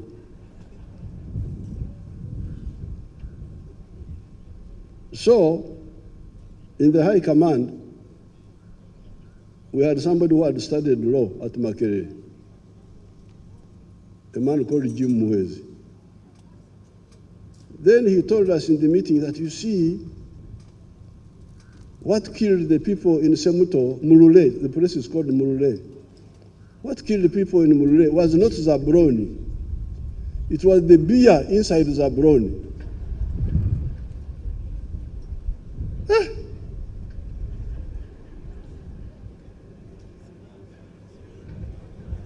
So what do we do now?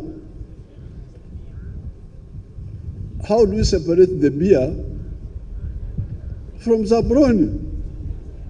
Because Zabroni was a Chidomora carrying beer, which made him kill people. So what do? We had to shoot those children, those young people. Shoot them in public. This is how the NRA was built. Because when we did that, the Baganda said, Bano Barina Mazima. And that was the end of all this group. UFM of Kaira, because they were talking Buganda, they were in those things. The Wananchi could not listen because they had seen Amazima. Ntibano Barina Mazima. These are the people of the truth. So therefore, I want you people,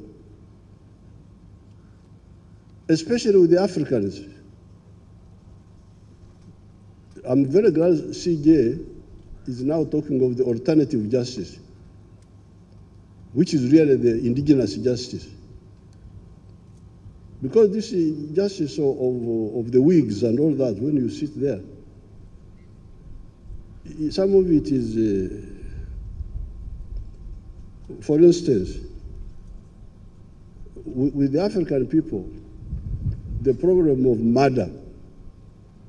You kill my brother, I must revenge. I'm duty bound to revenge or Kora.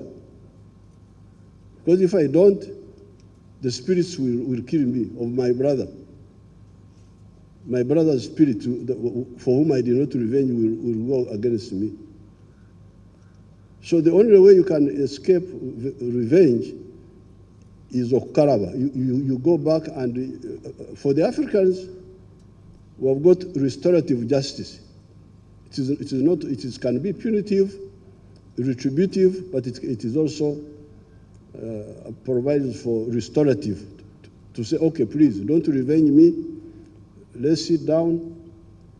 One of our people killed your brother. Let us solve this. Like, for instance, I still have a date with the clan of the late Colonel Tengora Machodwogo. You remember he was killed by our soldier. I must make peace with the clan on behalf of the army. I must make peace with the clan. Otherwise, they will just keep quiet. You are powerful, you are president, excellency, what? Yes, but they will never forget. They will never forget. So, when I went there, I said we are going to do, the Banyankoro call it Okaraba. So, murder, rape, that is an unforgivable sin. It must be sorted out. It must be fully accountable. Other things like fighting in the bar, what, they mix up things. There are things which are very serious. Murder, rape, corruption now.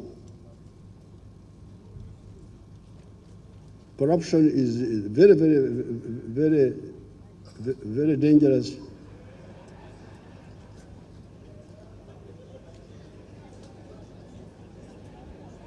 And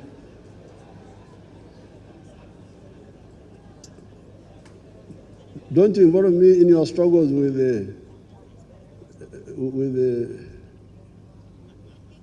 the commissioners and so on. Those are another matter. But corruption.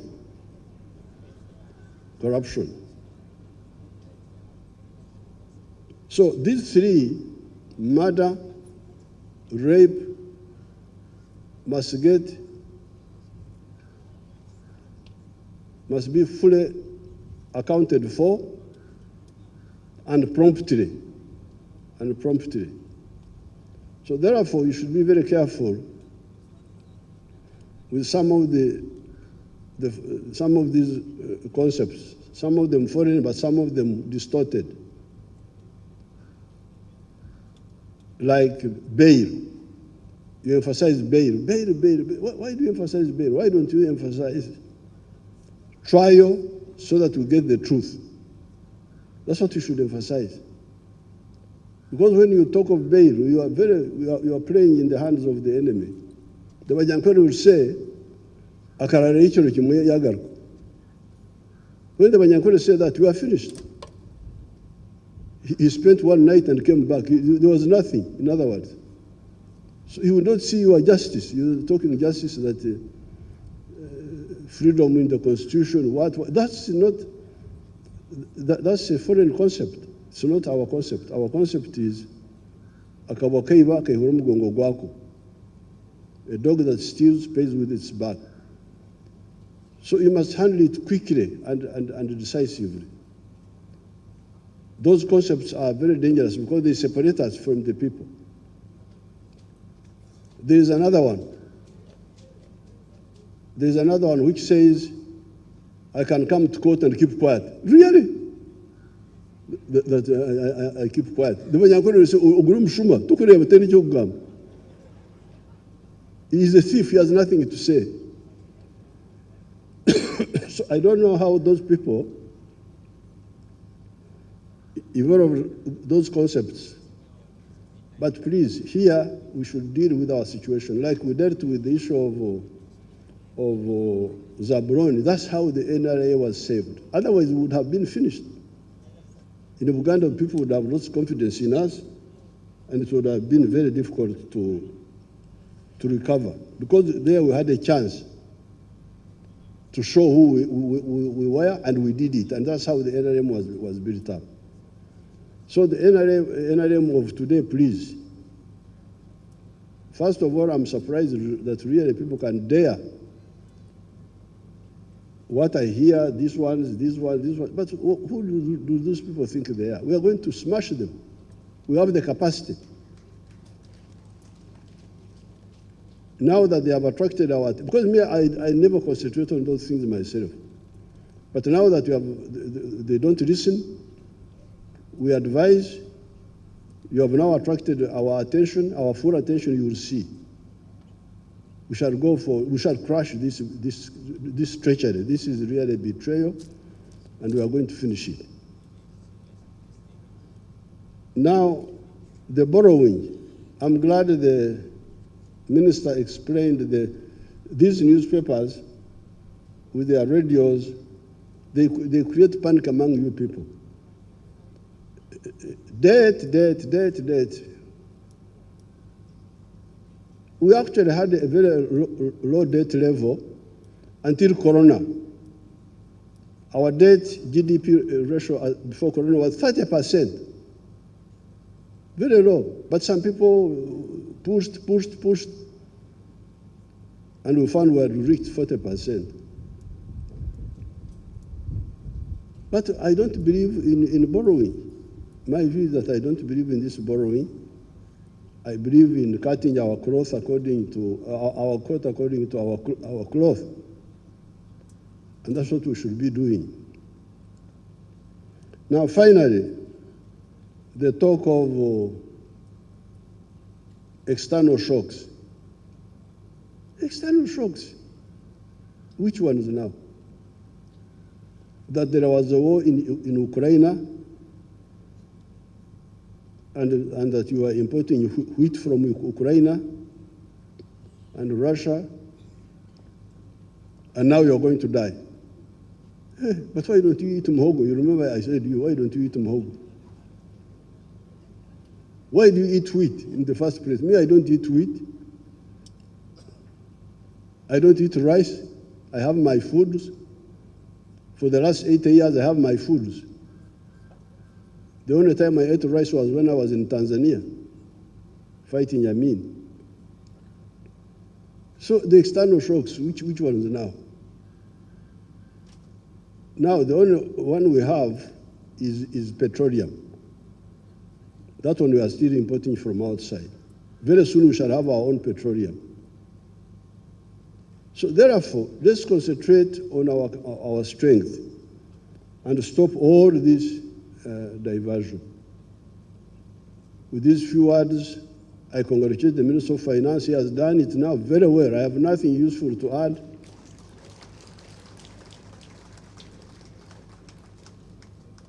And I thank the Speaker for presiding over the meeting and all of you for coming. Thank you very much.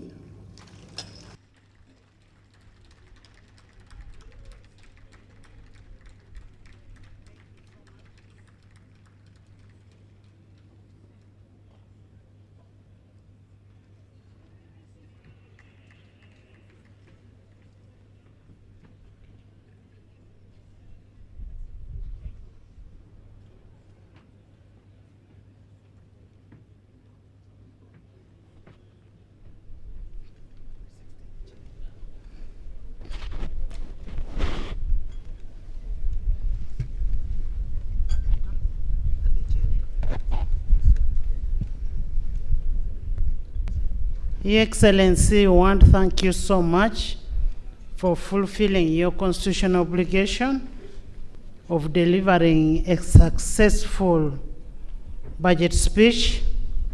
As legislature, we reiterate our commitment to apply its mandate in realization of a progressive intention for the country and its citizens. And we still pledge that whenever we are needed, we'll be available to do whatever we are required to do. You have our unwavering support as legislature. Thank you so much for honoring our invitation. Adjournment. Once again, I want to thank you, Your Excellency, and Mama, and all the dignitaries that have been able to make to here. We want to thank you for honoring our invitation.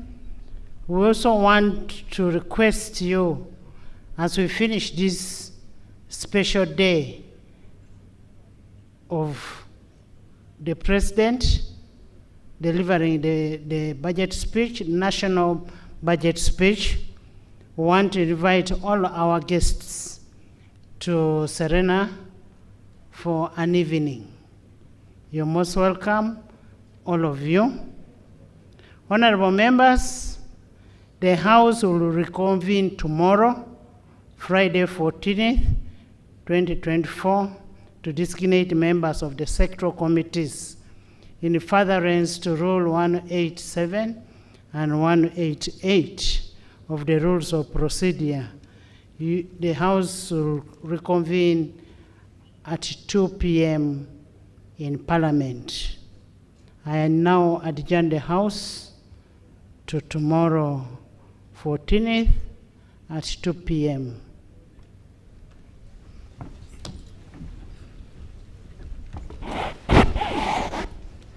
The anthems.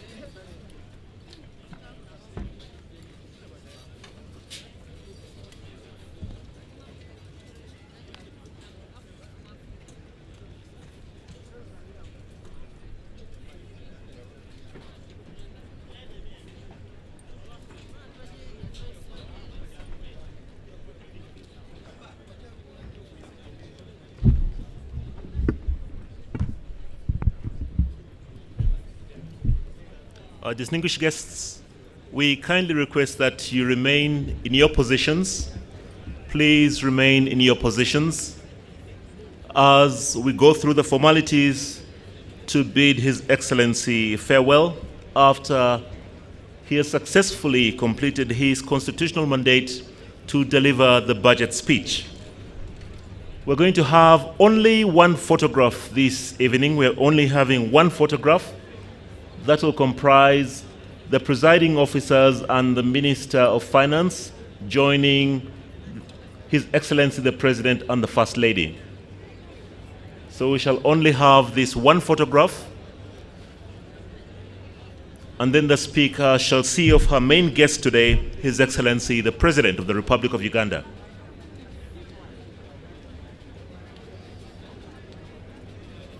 Even as we complete that photograph, distinguished guests, I ask that you remain in your positions because departure shall be in reverse order. Departure shall be in reverse order. So we kindly ask that you remain in your places, and we shall follow the protocol, follow the order of precedence as we see of all our guests this evening.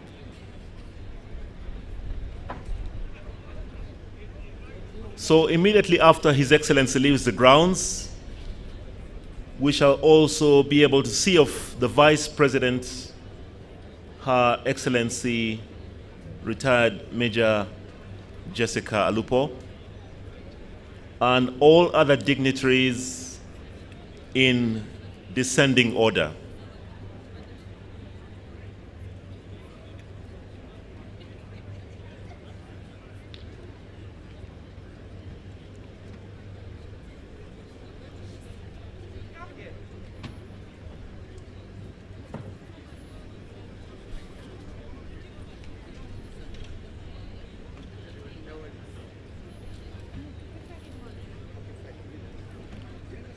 The Right Honourable Speaker is saying of her guest today, and she has given you a formal invitation to please join them at Serena Hotel for the evening session following the successful delivery of the 2024-2025 budget reading.